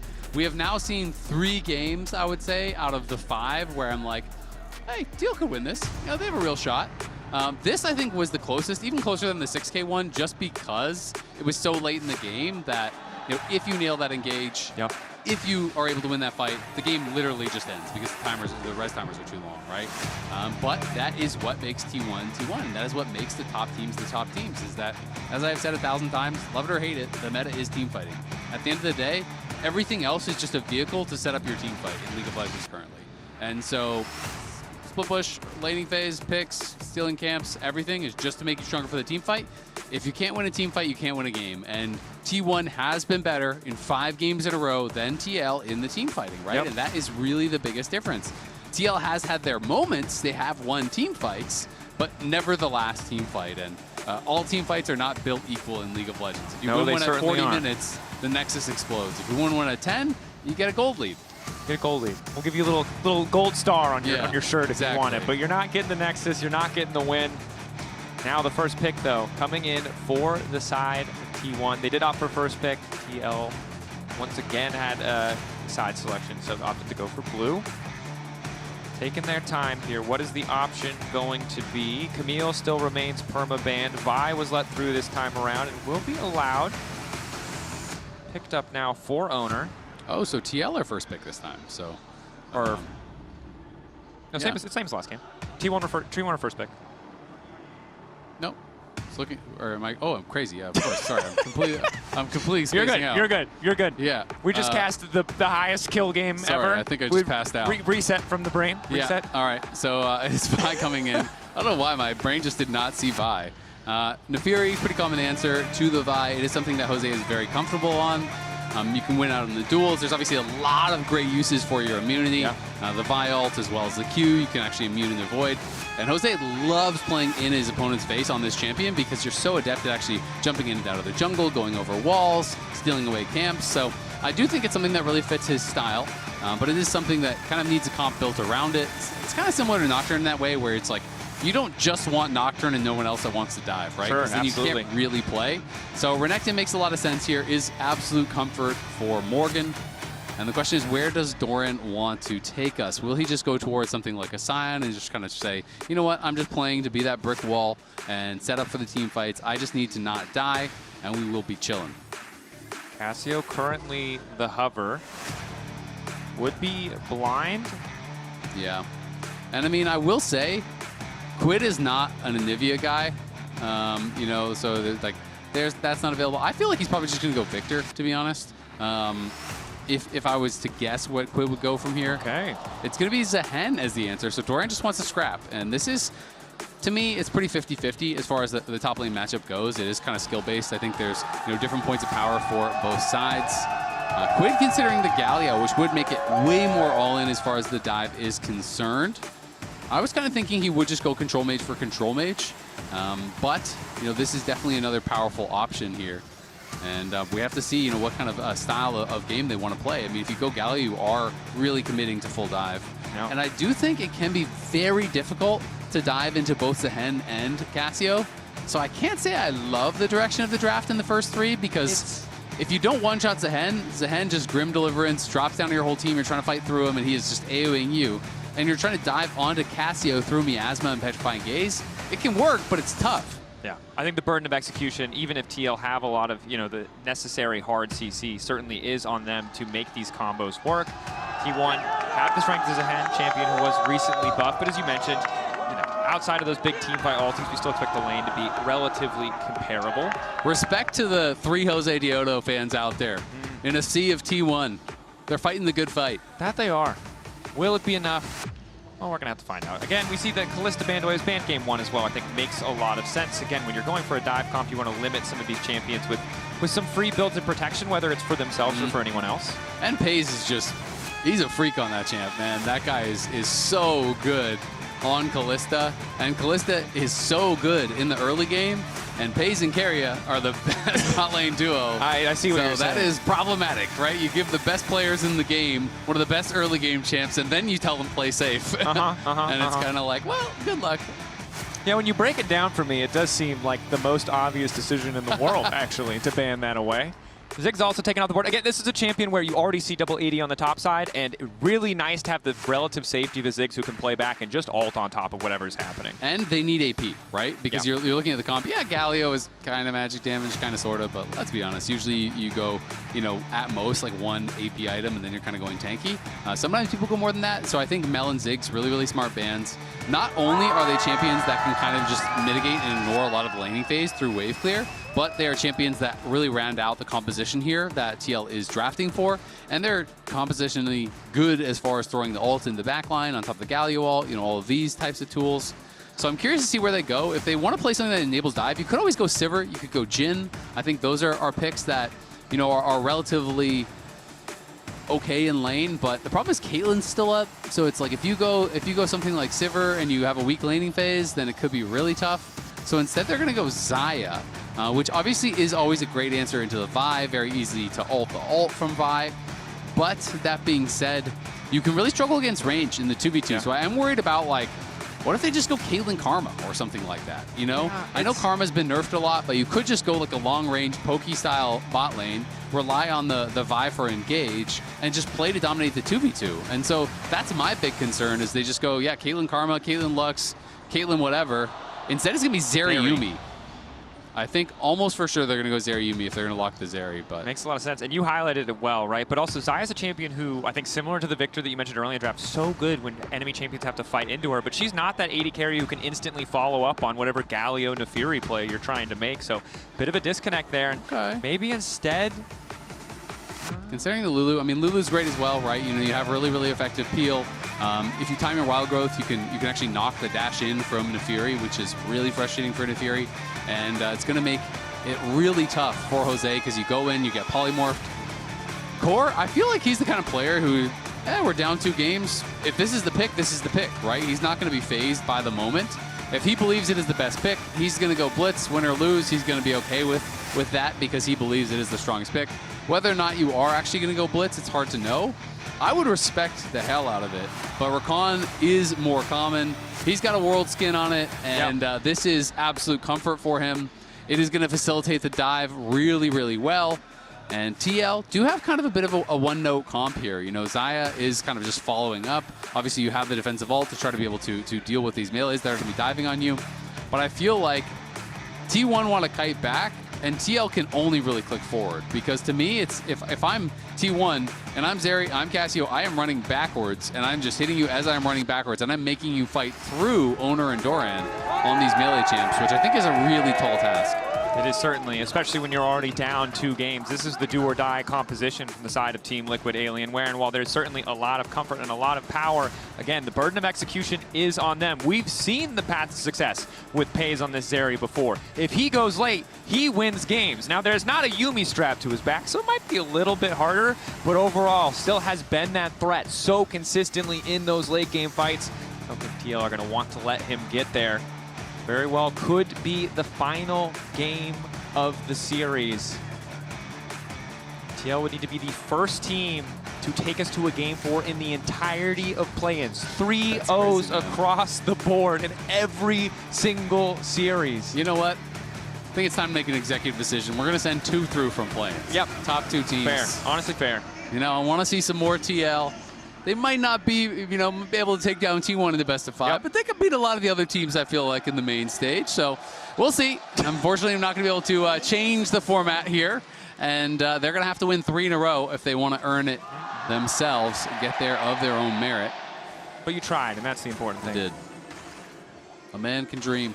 The NA representatives is Pays and Carrier expected to be pretty comfortable in this early lane phase. They're not the most oppressive early on, but when you have a Lulu standing next to you up against a Rakan, it feels like a pretty favorable bot lane. Yeah, for sure. I mean, you do have that range advantage, right? But I do think it's a better level 1 than before. Unfortunately, Core did miss the Q, the Gleaming Quill, and it's such a big difference on these trades, not only because of the damage, but the positive trade of dealing the damage and getting the heal is so big. And he is going to be able to hit that one. A lot of Rakan's lane really is down to how many Qs can you hit, because that is going to allow you to chip them away and keep you topped off. Yep. Double value on the hit, getting the damage and the healing. Double loss on that miss, so something we'll keep an eye on. Checking in on the early jungle pathing. It looks like T1 have laid down a bit of vision there to spot it out. But reminder, if you're watching MSI, you might as well get rewarded for it. You should get rewarded. You deserve it. So head on over to LoLesports.com, Isaac and anyone else. Log in with your ride idea and watch live for a chance to get those MSI 2026 drops. I think I will. You can solo cast this one. I'll go log in. Maybe this is like we could just talk about our boy Pays, as it seems appropriate at this point in the series. We're going to have to hold that thought because there's a hot dog. There's a Glizzy on the bottom side. He's looking to make himself known. Core is still level 1, though. They need level 2 before they can even pretend that this could work. Ozidioto on the way. Pays jumping over the wall, going a completely different direction from Carrier. You just cannot follow him. That would just take too much time. It's too uncertain. Good reaction from Pays. Yeah, he's going to lose a couple minions, so... You know, it's still a bit annoying, but well handled there by Pays. The real question is, can Oner do anything about it? And this is Pays' stats from last game, 1532 damage per minute. That's the second highest damage per minute internationally all time. Number 1, of course, Of course. Of course, is sneaky, as everyone knew. Back in 2017 on Caitlyn against WE in the World's quarterfinals. Back when C9 made those. That's true. Back when they, qualified for international events. Yes, flash from Faker. Nice little advantage for the mid lane matchup. But Owner takes presence zone in the bottom lane. Flashback from Core. Now they need to get the hell out. Polymorph already there on Jan. Vault Breaker, where's it going to go? Turns back. Instant reaction from Jan is good, but it will not save his support. Yeah, that's just beautifully played there by Owner. They knew that Core had used his flash, and then he had one charge of his E. So it's just kind of that mind game. And basically, Owner held the Vault Breaker so long that Core's second charge of his E is going to expire. He's got to use it, and then so he just has it timed out perfectly, gets in. And this is really just the anti-timing for TL. They had them in a position where they could actually 2v2 kill them. Keria is Keria is low. And then look at this. I mean, there's just nothing he can really do about it, because if you don't use that second E charge, you don't have a way out. You're dead. Yep. If you do, and Owner predicts perfectly, as he did, well, guess what? You're dead too. Yeah, good patience, as you highlighted, really does make the difference in those key moments. Is some more trading on the top side. Morgan doing all right here, getting that prio early on, but not too great of an advantage quite yet. It's really only Owner and Pays who are starting to build up those individual leads. Mm-hmm. Yeah, and I mean, there is no flash now on Keria, so no summoners available for him. But the same is true on the side of TL. They are both missing their flashes. Jan's going to have his barrier back, but you would love to see them try to take out Keria with no flash, but that's so tough to do. They have all these wards. You can see all the question mark pings on Jose. They know exactly where he is, so Pays and Keria should be really easily able to avoid that. And Quid is just kind of slowly getting whittled away on, is falling behind in CS. Yeah. And we've seen TL fall behind in this series and find good fights to come back, but this is an especially difficult game to do it. Once you get your ults, you can see the angle with Core on this big engage pick. But again, if you fall too far behind, you highlighted it so well. It's just so easy for Faker and Pays to kite back, to just step away from what is a very linear comp in terms of engage. You really need Core to be this unexpected element out of Fog of War, or it's pretty easy to flash back and win a fight. Yeah, which we have seen him do, right? You know, we saw him have that big moment at the Dragon last time. So now a bit of trading here. Arc and daggers from Jose Diodo as he just immediately backs off. One of the strengths you highlighted on Nefiri, right? Pretty easy to get out of dodge on those short trades. Going to be able to hop over walls, you know, take those trades. But Owner had the jump on him, and he's going to have to retreat because Faker had first move. And so this should be an easy dragon for T1. Bot lane has prio. Jose got pushed out top. Quid is pushed in mid. There's nothing TL really can do about it. So Jan just going to be looking to clear this out. Of course, you know, they have vision on the dragon, so Jan's not worried that he's about to get dove. That's why he can stay around when Core is basing. If they didn't have that ward, it's a lot scarier, right? Because Owner could be behind you in the brush. Yeah, probably would have forced Core to stay as well, but good that TL were able to set up enough vision to ensure that they could get that wave for Jan. Still falling behind a bit, but not too much, as both AD carries clearly just comfortable stacking their coals, trading waves back and forth. Yep. And I mean, we saw kind of the early trades going the way of Pays and Keria. But when Jan and Core got it to a place where they actually could look for an all-in, that is when Owner is there, and that is the beauty of the top level of team play, right? There are these windows where in certain matchups you are going to be weak, you are going to be vulnerable, and you want your jungler there at that moment. Owner was there at the perfect time. Not only does he save them, he gets the first blood, which is going to be so nice for T1, who are again out to an early over 1K gold lead here at 6 minutes. Not as bad as last game by any means. Last game was 2K at 4 minutes. Yeah. But it is still obviously very bad, especially against a team that scales really, really well, as T1's does. Yeah, and it's just, it's difficult. You would like for TL to be able to find a little bit more here in the early game, but T1 has just been so consistently ahead in that regard. And another ward there caught Jose, so he has just been perma-warded out, it feels like, the whole game. As he finished off those Raptors, the ward expired from T1, but there were pings on him. They know exactly where he is, and that is making it very hard for him to really look for any angles. He does have level 6, as does Owner, and so their first look is going to be pretty big. You know, you're looking for Core and Jose to try to find that big engage, Quid to be there to follow it up, Morgan to be on a flank. It's got to be that kind of a beautiful play, really well coordinated, or I think you can expect Petrifying Gaze and Zeri kiting back and all of these tools to be used to easily disengage and then potentially chase down. Yeah. Top, Ultra Shock Laser would have just clipped Jan as he sidesteps here, forced to stay in lane. FaZe and Keria, once again, comfortable in the early stages, kind of as expected, but now with that late game scaling powers, Faker about to get locked up. Miasma trying to disengage. Good patience coming in for Jose Diodo, but an even better interrupt coming in from Owner. Jose Diodo desperately tries to disengage the poison, not quite enough to finish him. That was really well done by Owner. The Q flash into the ult, the perfect CC. Otherwise, Faker is dead, because Faker has no flash, mind you. It's just coming up now. So that was really well timed. And both Quid and Jose were able to predict and backstep and avoid the petrifying gaze. So beautifully done. But again, Owner to the rescue here. Saves the day in the bot lane, saves the day in the mid lane. It is going to cost him his flash as well as his ult, but this was beautifully timed. So again, they're trying to set this up. Really nice timing as Jose comes out of over the wall. The petrifying gaze avoided by both members, but then look at this. Q flash from Fog. So no way for Jose to actually react with the invulnerability. Yes, Jose does live thanks to the ulti magic shield that came down from Quid, but now Doran is moving here. Jose is coming. Faker has first move. This looks tough for TL. On the way. Doran quickly trying to stack the pass as much as you can. Grim Deliverance coming out. Jose Diodo targetable for a brief moment as he fires back on the daggers, but they don't miss. Instant flash in coming in from Morgan, trying to interrupt Owner as best he can. Owner right on top of Quid, flashing from Faker. Miasma to stop any potential fall. Jose Diodo getting lower and lower, but the Dark and Daggers healing him up just in time. Morgan, desperate to kill Faker, knows he can't finish off Doran as long as that passive bar is stacked, and Doran happy to take him down. Nicely done there by T1, winning out for a huge fight on the top side. The setup really wasn't there for TL. They were always kind of like down on health at the beginning of that fight. And it felt like T1 was always going to have the third man there faster. They don't have Galio ult. They don't have some of these really big tools. But they felt they needed to force. But, I mean, look at Quid at the start of this fight, right? He has very little mana, has basically no health. So Quid can't really do much of anything.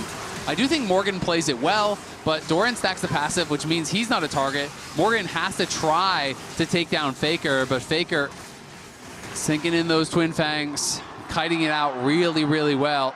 And Quid, smile on his face, but you know that they can feel it slipping away. And you already see how hard the extended fights are. Even with the dominance from Morgan, just the constant Twin Fang damage. Doran, the longer he stays in that fight, stacking up the passive, just getting more and more AD. That much harder to kill, especially once the passive revive is up and available. Has got another taunt in the mid lane. Owner there once again to cover. The gold lead growing to 2.3K. 2 grubs and the Drake. So T1 really not giving anything back to Team Liquid Alienware. And Doran, of course, a player we're highlighting. One of the big differences why we're seeing almost an even more dominant performance from T1 here is that he was falling behind in so many of the games in the previous series. This time around, not the same story. Yeah, not at all. I think Morgan has played well overall for sure, but definitely was just destroying Doran in the last one. It's not been like that at all. Doran has outplayed him in this series, absolutely. Has had the bigger impact, it feels like. And so it is going to be really, really tough now because TL are playing this hard engage comp with what feels like 3 losing lanes at this point, and Jose's getting warded out everywhere, and T1 are getting all the objectives, right? So when you're in a spot like that, it is very, very tough, because if they see the engage coming, it's hard to imagine them dying to it, and TL are going to have to be picture perfect when they do actually pull the trigger and try to find a committed fight.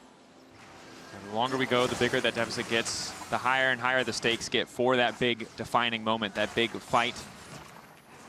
T1 in control the area. Vision already laid down his page, just tries to poke, chip away at health bars. Owner's attention still focused on the Drake.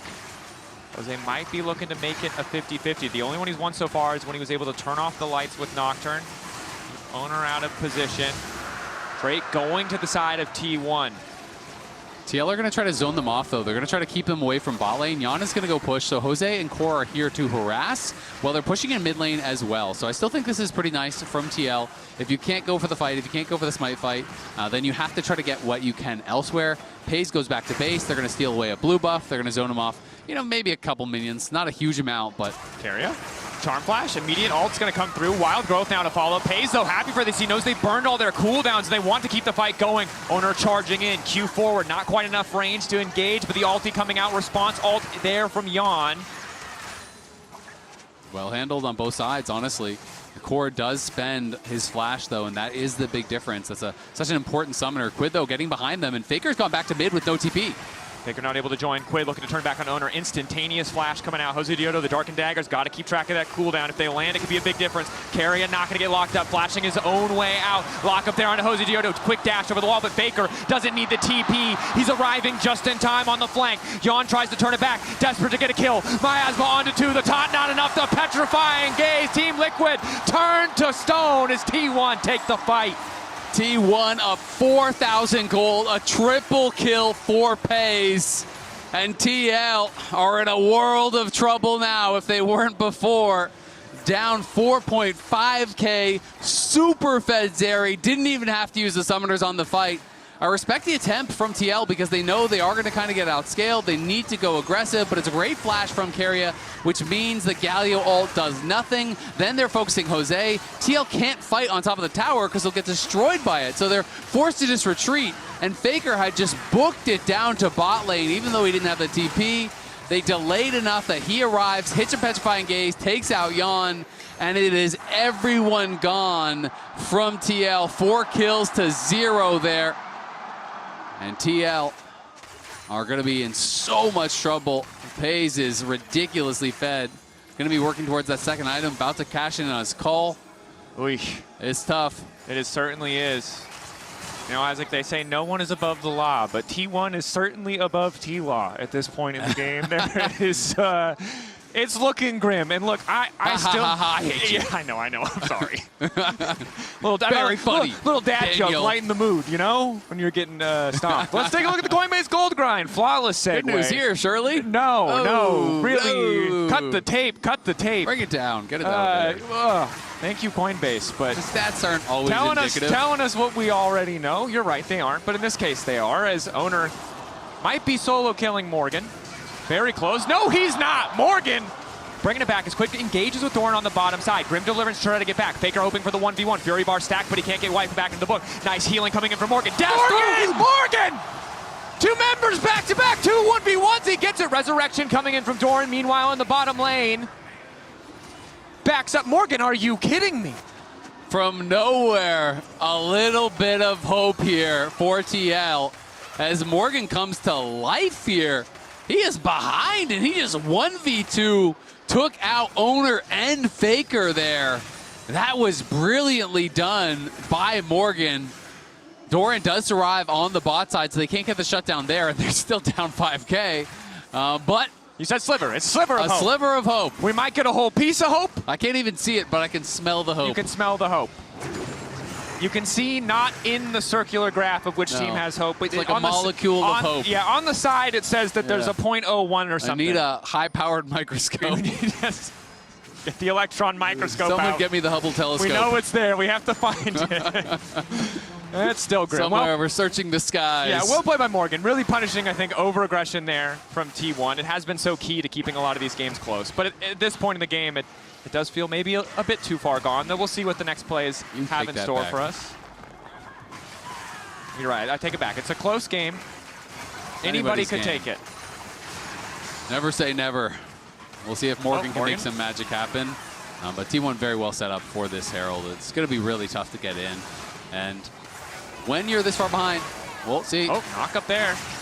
Ulti going in onto Pays. Pays, though, just so fast. Ulti already popped, just getting so much additional movement speed. Owner looking for the lockup. Galio finally coming in, but as is the Grim Deliverance. TL getting a little bit more as Morgan now on a killing spree. Jose Did off to the side, but he can't re-engage. 1 for 0 in TL's favor. Really well handled there by TL, and then they actually kite out Pays' ulti.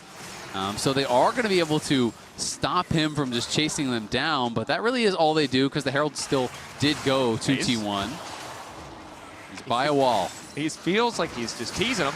Nice backstep from Jose, but Faker fast enough to zoom out of that one. Yeah, they're going to try to get the objective bounty, which has spawned, but this is tough. T1 is still around here. Owner is running from base. Faker is going to base, has no TP, so T1 making the call to just give it up. So it will be an objective bounty, so more than just the 1 kill is actually gained at the end of the day. TL playing some of these skirmishes really well, as I feel like they have in a number of games. But it is always just so tough. You win some early skirmishes, you get some little advantages, but this team is just so tough to actually knock down. It's very rare that T1 just collapses in a team fight. You know, that you can actually get the whole thing. Sometimes you just get a little bit, you get a slight edge. But then when T1 get their fight, it feels like they wipe you. They get so much more, and that is kind of the devastating effect that they seem to have in these fights. You land a blow, you get a little chip on the paint. They land a blow, you're dead. Oh, whoops. You got punched through the wall. You punched through the wall. It's a little bit tough. And at this point, it only gets harder as the goal discrepancy continues to grow. And really, again, PaY's the hero of the series in so many of these games, especially Game 2, and most certainly here, looking set up to do so by his support carry in Game 3. 2.5 items, and the later we go, the harder it is going to be to lock this man down. And you can see the few attempts that Team Liquid Alienware have been close, but not enough to actually get that kill, not enough to actually shut this man down. And Morgan getting pressured here on the bot side. Herald is there. Can't really do much about this defense.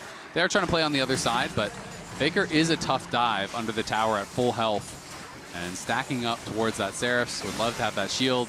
Is going to be working in towards Catalyst here. And looks like Doran going to just drift his way out. Not too far, though. Wants to recall.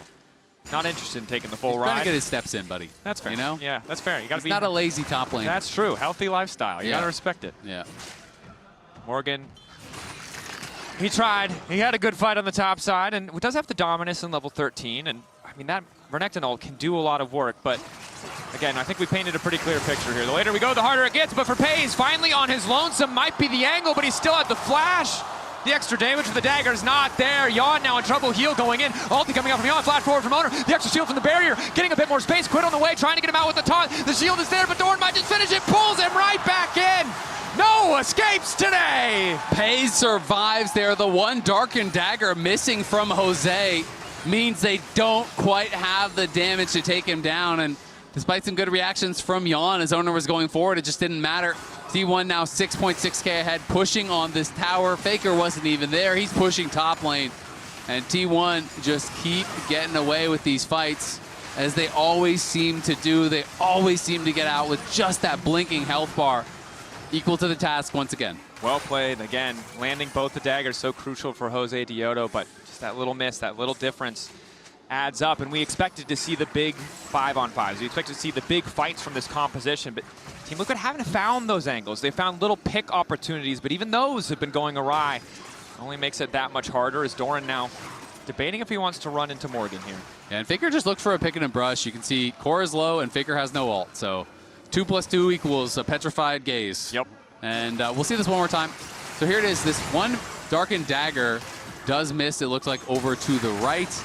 PaY's, flashing the second as well. So maybe part of the first one tagged him. It's hard to tell because it is kind of a fat animation. The second one definitely got avoided there by PaY's, so well played by him. Yawn is able to cancel the Vial and has the barrier, lands a nice root, but Quid realizes the fight is done, so he doesn't even want to go in there and try to peel for Yawn. Eventually someone was going to get one auto on Yawn and he would just die, so Quid decides he's just got to try to get out of there and live to fight another day. Yep. Makes a lot of sense. Reminder that at the conclusion of this series, which of course will be in 2 games when we go to Silver Scrapes, we'll be having the draw. Now, people have already kind of done the math on the draw. We know the winner of this will play against BLG. G2 are already set to play TES. But if you're an NA fan, finding out who Lion plays is going to be very important for your mood after this particular series. So be sure to stick around. Well, we can't play BLG, so that's a dub. That's pretty good. And we can't play T1. So that's another dub. But you know what? You could play. I'm kind of down to see them play anyone. It'll be fun. Main stage is going to be a lot of fun, seeing all the #1 seeds coming in from all these different regions.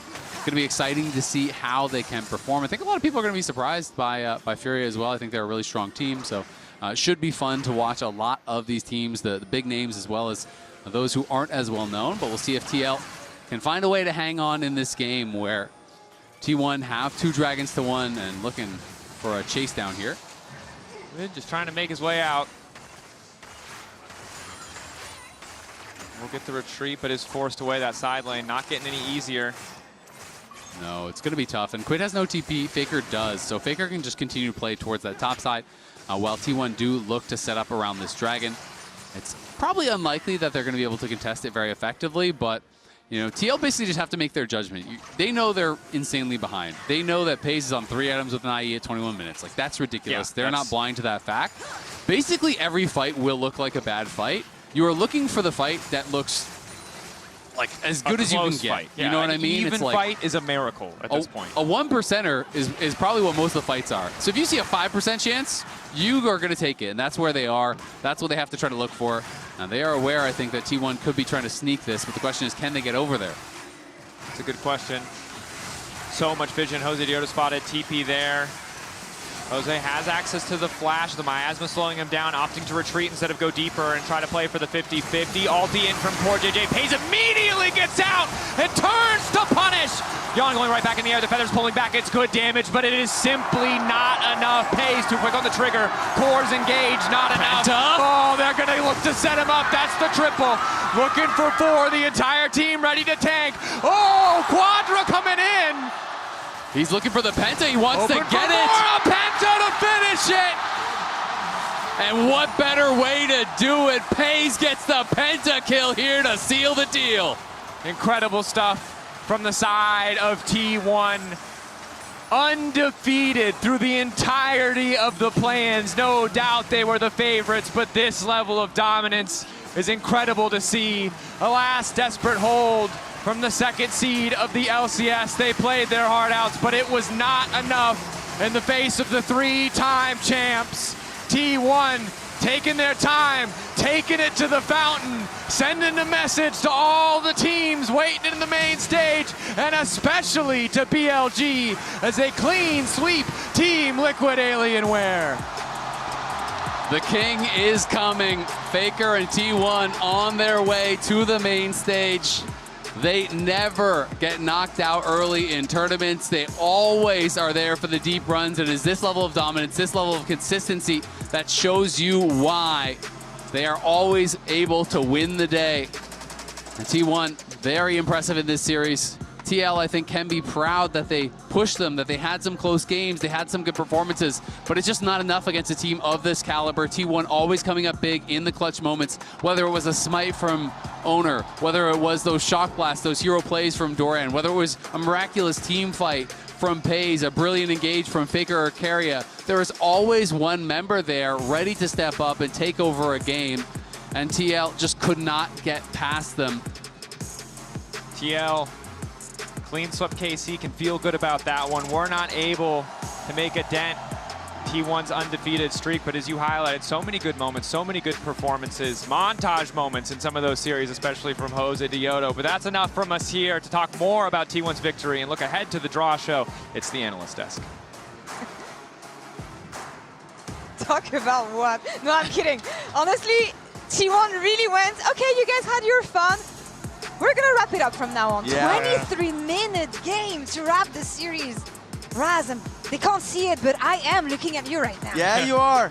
You are. It's some serious side-eye. They handled some pure business today. T1 showcased a lot, and I feel like the one thing that was like the most iconic thing from them, incredible team fighting. Yeah. Like, just you cannot match Pays in moments like that. For like just a split millisecond, being able to catch that he was going to be a target, flashing over the Baron pit wall, and then just like being able to clean out. That was ridiculous levels of team fighting and awareness from somebody like Pays, who is, I think, solidified going into the main event as the best AD carry of the tournament. Yeah, it feels a bit hard to dispute that with the way that this guy's playing at the moment. He's been absolutely exceptional, and it's not the first time we've seen him pop off this plains. Now, obviously, Caliber is going to be a step up when you get to the main event, but even then, he has set the foundation for every talking point, it feels like, for T1. And what a way to close play-ins. Yeah. With that, with a Penta like that, to kind of just blare out whoever our opponents next are. Good luck. The only thing that's running through my head is like, did I did put him down in my pick'ems, didn't I? I'm pretty sure he's in the pick'ems, because this man has just picked up so many kills. The damage is always there from. He's been absolutely absurd. I remember when the champion came out, I think it was his rookie year when he was back at Genji, and he was one of the best performers you could think of when you have Zeri enabled on the Rift. So the fact that this champion is meta again, enabled with Lulu, good luck in the main event, guys. True. It's another champion that you're going to have to look out for when it comes to T1. And I think we entered the playing thinking that they were going to be heavy favorites. I don't think we can readjust expectations, but how strong do they look right now? If you have, it's hard because we only had one-sided games, right? True. Throughout the entirety of planes. But how do we feel about T1 so far? I feel very strong about them. I will say the The opponents will be extremely difficult from here on forward. Yeah. So like you still have to recognize HLE that took them down domestically, and the likes of BLG that just won first stand. So like the opposition's going to be incredible. Well, that's the thing. I think actually, like, I'm a little bit kind of questioning T1 because honestly, I think they have looked good, right? But like their next opponent is BLG. Like, if you give a lead like that, your individual plays are not just going to match up. Like, they will body you. So I think for T1, I want to see a little bit more of a secure early game. And I want to see them still playing towards that style, which is playing around bot. I think we got to see a kind of jokey version of T1. I don't think they're going to play like this when we get to the main stage. I don't think they're going to be as flippant when it comes towards some of their plays. Yes. I think they will really clean it up. But that's why I'm kind of critical of this T1, because I don't think we will see this main stage. One thing that did get cleaned up easily, Doran looked like a monster this series. So we'll see where it goes from here. Yeah, and see what he has to say. He is on stage right now for the Verizon post-game interview. Let's check it out. 2026 playing stage round 4. At the final gate to the bracket stage, T1 claimed another 3-0 victory and keep their MSI journey alive. Joining us now is T1's Doran. Congratulations. Thank you very much. We have prepared a little gift for you to celebrate your qualification to the bracket stage. This is Gumdori, the mascot of 1993 Daejeon Expo, wearing a special Timo hat to celebrate this MSI. Do you like the Timo Gumdori doll? Yes, this Gumdori wearing this Timo hat looks absolutely adorable. I'm so happy that I was able to celebrate this moment, this MSI hosted in Daejeon. Another 3-0 today. How does it feel to claim the one and only ticket to the bracket stage? The competition was real. So I was unsure at the beginning whether we can make it through or not, but I'm really glad that we were able to pull it off without dropping a single game.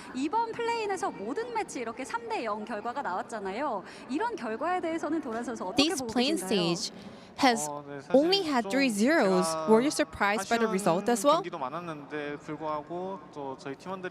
To be honest, there were some games where I didn't play up to my expectations. Sometimes I was kind of not performing at the best level, but me and my team all together worked really hard, so I think that's how we were able to pull it off.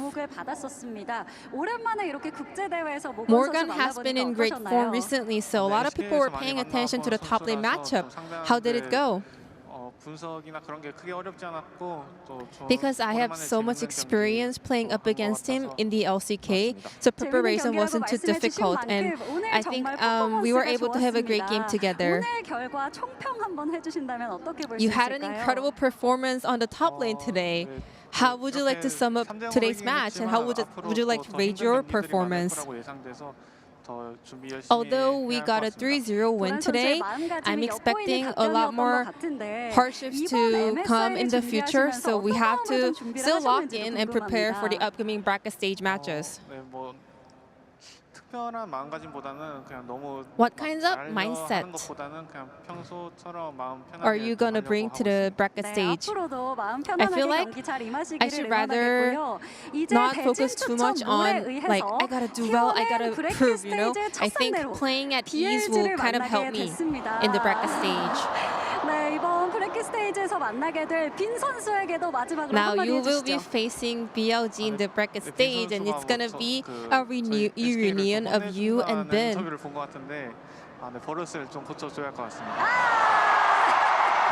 I did see a little bit of a cocky interview from Ben, so I think I gotta teach him some lessons.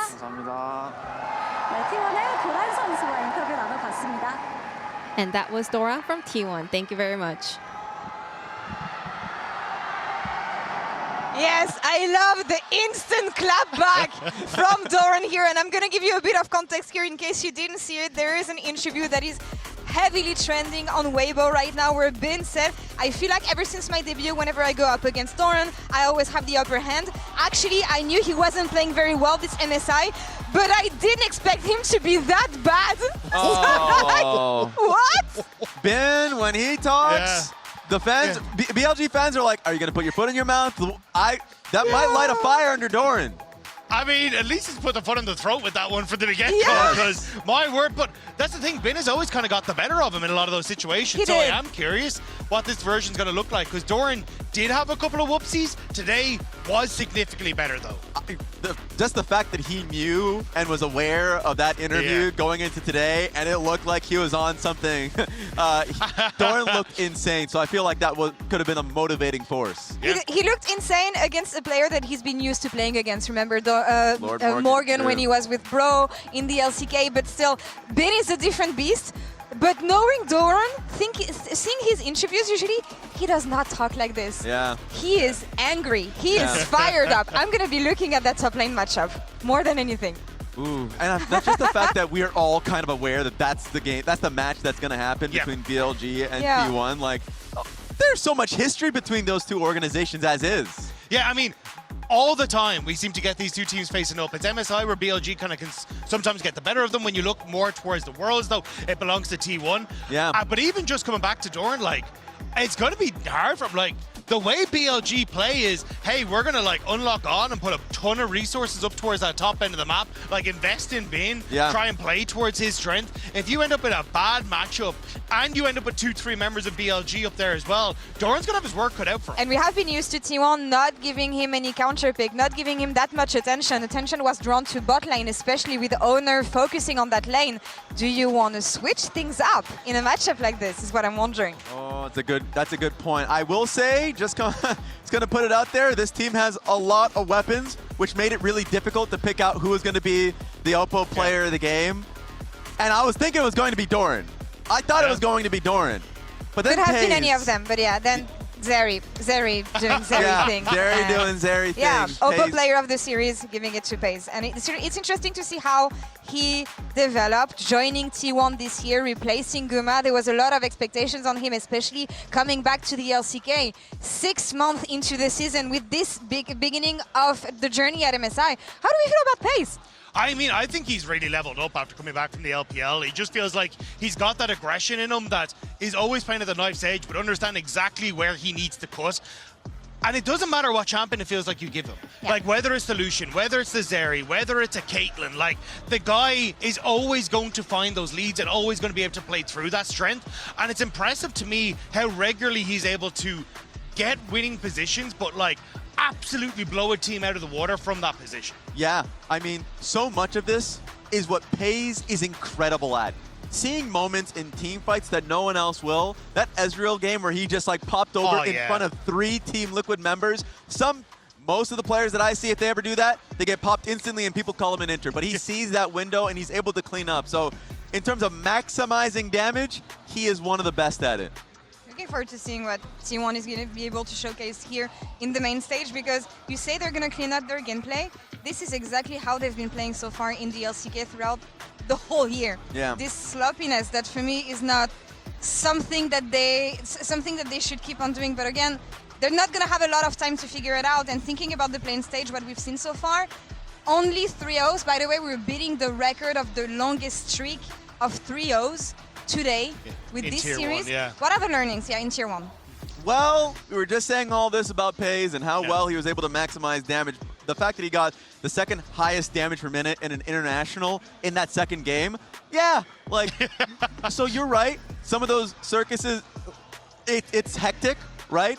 But it could turn into something beautiful, which is great team fighting, and that could be something that wins of an event like this. Yeah, I do think, though, like, some of the takeaways I've had for T1 is, like mages are no joke. Mages bot lane are kind of insane, and if you end up with carry on things like the Camille, that becomes a very different ball game, trying to manage that aggression in the early stage. And I do think that then calls out where you have to be very careful if you're going up against T1 to make sure you're not giving those early plays across. Even the Bards we got to see earlier from Keria, this like roaming style is still a big threat, which is something you just have to keep under check, even if they're not playing that 2v2 hyper-aggressive bot lane. I'm hearing some... like my palms are sweaty only knowing that the draw These show big is arms are coming. heavy. That Yeah. we're getting there. Yes. We have the matchups. We have most of the matchups already. So Yes. we know that we're going to have a T1 versus BLG. We know that we're going to have a G2 versus TS. I am bracing myself for this one because that's Yes. usually a good news. Maybe not this time around though. We'll see about this in just a few seconds. The draw show is ready on stage. So prepping you a bit for the way it has been done here. The schedule, it's not going to be decided yet. We don't have it yet for now. What we do have, as we said, is the fact that the 4 tiers have been based on historic regional performances and the region's strength at first stand in 2026. Tier 1 teams will face Tier 4 teams and Tier 2 teams will face Tier 3 teams. So we know that BLG cannot play against TS and because they're from the same region, so the first 2 matchups are decided as we've talked about. And I believe the first ball drawn will be playing against Lion as well. So That there's is only 2 correct. balls that are in the pit there because we already have these decided. So today we're going to draw the Tier 3 teams, as we said, TBLOL, Furia, and the LCP's Secret Whales. The first team drawn is going to go face off against Lion on the top side of the bracket, while the other will face Hanwha Life Esports on the other side of the bracket. You already know who I want for Yeah. Lion. Give us Furia. We have, like, I feel like that rivalry has existed for a while, and Cloud9 has put some dirt on our name. I was going to say, Furia did a lot of work for using the America's Cup. Yeah, they did. I'm like, I can understand the revenge, but I'm also like, that's a dangerous. They're a dangerous team. Patu has been an exceptional jungler, an incredibly creative jungler, and so there's a lot there. So that team, I mean, they play Yasuo bot lane as well. Like from the draft alone, it's really, really scary. But yes, this is the bracket. Yeah. These are the teams that are already decided. Like Laura already said, we're just seeing what Lion and HLE get to face off against. So we've talked about BLG versus T1. I said that I'm bracing myself for G2 versus TS because of historical beef between these 2 teams and the way it usually goes. Yeah. How am I coping here? Well, the problem is the most recent match, like, set of data we have was Worlds, where we went 0-1 and then 1-3, where Top Esports beat G2 at Worlds in 2025. So I'm a little bit more nervous about that matchup. Plus, I think TN is playing absolutely insane at the moment. So I think that Skumon-TN matchup is going to be so much fun to watch. Because that's the thing. Even though these 2 organizations do have history, there are so many new faces. You're right. Tien is going to be on this team, and not like Kanavi, who was on the team in the prior event. And then on top of that, you have Fengyue, who's a rookie, and you have Zoyan, who's like on this stage, first time at an international. So there's a lot happening there for Top Esports. There's generational trauma of TN versus G2 Esports. Yeah. 2019, baby. True. Don't want to remember this one. But given the fact that G2 has been performing really well at first stand, came close against BLG. I'm going to say close. I'm coping completely. Furia. I'm wondering how it's going to be. We're Give gonna us draw the Furia. ball. Let's see. Give it what to happens. us. Show it to us! Yay! Yeah! LCS versus CBLOL in the Classic. Okay, you can breathe. The thing is, Fury's been talking a lot for good reasons. They've been beating us. They've been beating our ass, so we definitely want that matchup. But the and I'm problem looking is, forward if to you it. win both sides of the 2 rivalries you have at this event, I'm never going to hear the end of it. Yeah, I'm already yapping, and I know I'm annoying as hell. And Hanwha versus Team Secret Whales on the other side of the bracket, as we said. That is an incredibly tough matchup for Team Secret Whales, and I know for LCP as a region, they want to be able to show, A, the performance that you usually seek from them domestically, and from a lot of those players that had that international experience in first stand that we saw from either prior events, they have been cleaning house in the LCP, so they need to be able to show that internationally now. Yeah, definitely a tough matchup for them. Hanwha, yeah, not exactly known for taking it easy on people, especially in the early game with Kanavi coming across. The early game for that team is absolutely insane, but you can see the matchups on your screen. Honestly, there's like 3 of the 4 are absolute bangers, and I'm sorry, Team Secret Wales, you drew the short straw here. Yeah, I mean, there was not going to be an easy matchup for them. No, I feel like, no. regardless. So, But yeah, hey, Pride trial of by Vietnam, fire. Pride of Vietnam, Give it all you have. non-stop fighting. I want to see Pun put in a position where he can get that ball there or something, right? You got to give him a creative counter pick. But I think for me, the most important one is the stuff we were already talking about prior, which is G2 versus Top Esports. Seeing them at an international event got a lot of Chinese fans stomach churning. Yeah. but it's different this time. And this BLG T1 on the opposite side, who like, it never really is a great, like an easy matchup anytime you go up against T1 and at least not Worlds, which is basically the one saving grace because BLG and the LPL has never beaten T1 at Worlds, but at least at MSI, the data kind of half skews a little bit more in their favor. Yeah, for T1, they've been top 3 for the last 5 years, but obviously not winning the event. It's been that one event that's been really difficult for them. But Pace can be like, I want 2024. I've been the winner here. But Knight is just the best mid laner at the event, the best player in the world. Like, Knight has been, even though through all the hectic nonsense that's been happening, like, he has just been super consistent. So I want to see that matchup again. It's another chance for him to show his worth. I mean, he won MSI prior, so it's time for him to get another one. Do you think it's going BLG? I mean, we're both ex-LPL. Yeah, I know. I'm going to say BLG. Yeah, no, but it's good. I have BLG winning the event. Yeah, I do think Knight is probably the best mid laner in the world right now. Yeah. And if he can show it at this event, I think it gives us so much then to talk about, like going in towards the rest of the year. But he's been playing absolutely phenomenal. His team fight is insane. His lane is insane. Yeah. He averages 7 kills a game. Yeah, that's ridiculous. That is absurd. It's crazy. So, like, coming into the main stage, I think he's the player to watch. And if immediately T1 can take the BLG scalp, I think that very quickly changes so many of the narratives that a lot of pundits had coming into this tournament. What's scary about this team and what made them and got them a first-hand championship was the fact that you could look at any other lane and see someone that can carry it out, right? Like Viper's on this team. The same could be said with Ben, who was just having beef with Doran, right? Like that, any one of those. And you can't disrespect Sun, who I think has been a really pivotal piece. Yeah. Now they don't have to have that rotating door in the jungle. They have someone that they can rely on. And I feel like this team is ready to win an MSI. Closing thoughts on G2 TS. I know we've talked about the fact that TS is a different beast here, even if I'm hoping that they're going to be the team that they usually are internationally. What are we looking at here? How much of the fire that G2 had at first stand do you think they can bring back to this stage on the first series they have? I love the fact that you called out first stand. To me, it's all about Skumon. And yes, the bot lane as well, because they were the biggest surprise to me that got them a huge win over the 2 LCK teams, Gen G especially at first stand. So Skumon is a real star. He's somebody that you could just put him on any champion, give him a Nasus angle. So this is honestly the best draw they could have from an LPL and LCK team to get Top Esports, even though we're giving Top Esports a lot of praise. Well, how do you feel? I think it's also giving G2 time to kind of see where the meta stands and start to work out like counter picks and answers to a lot of what the strategies are going to be. I think works out well. I do think it is going to be tough against Tien.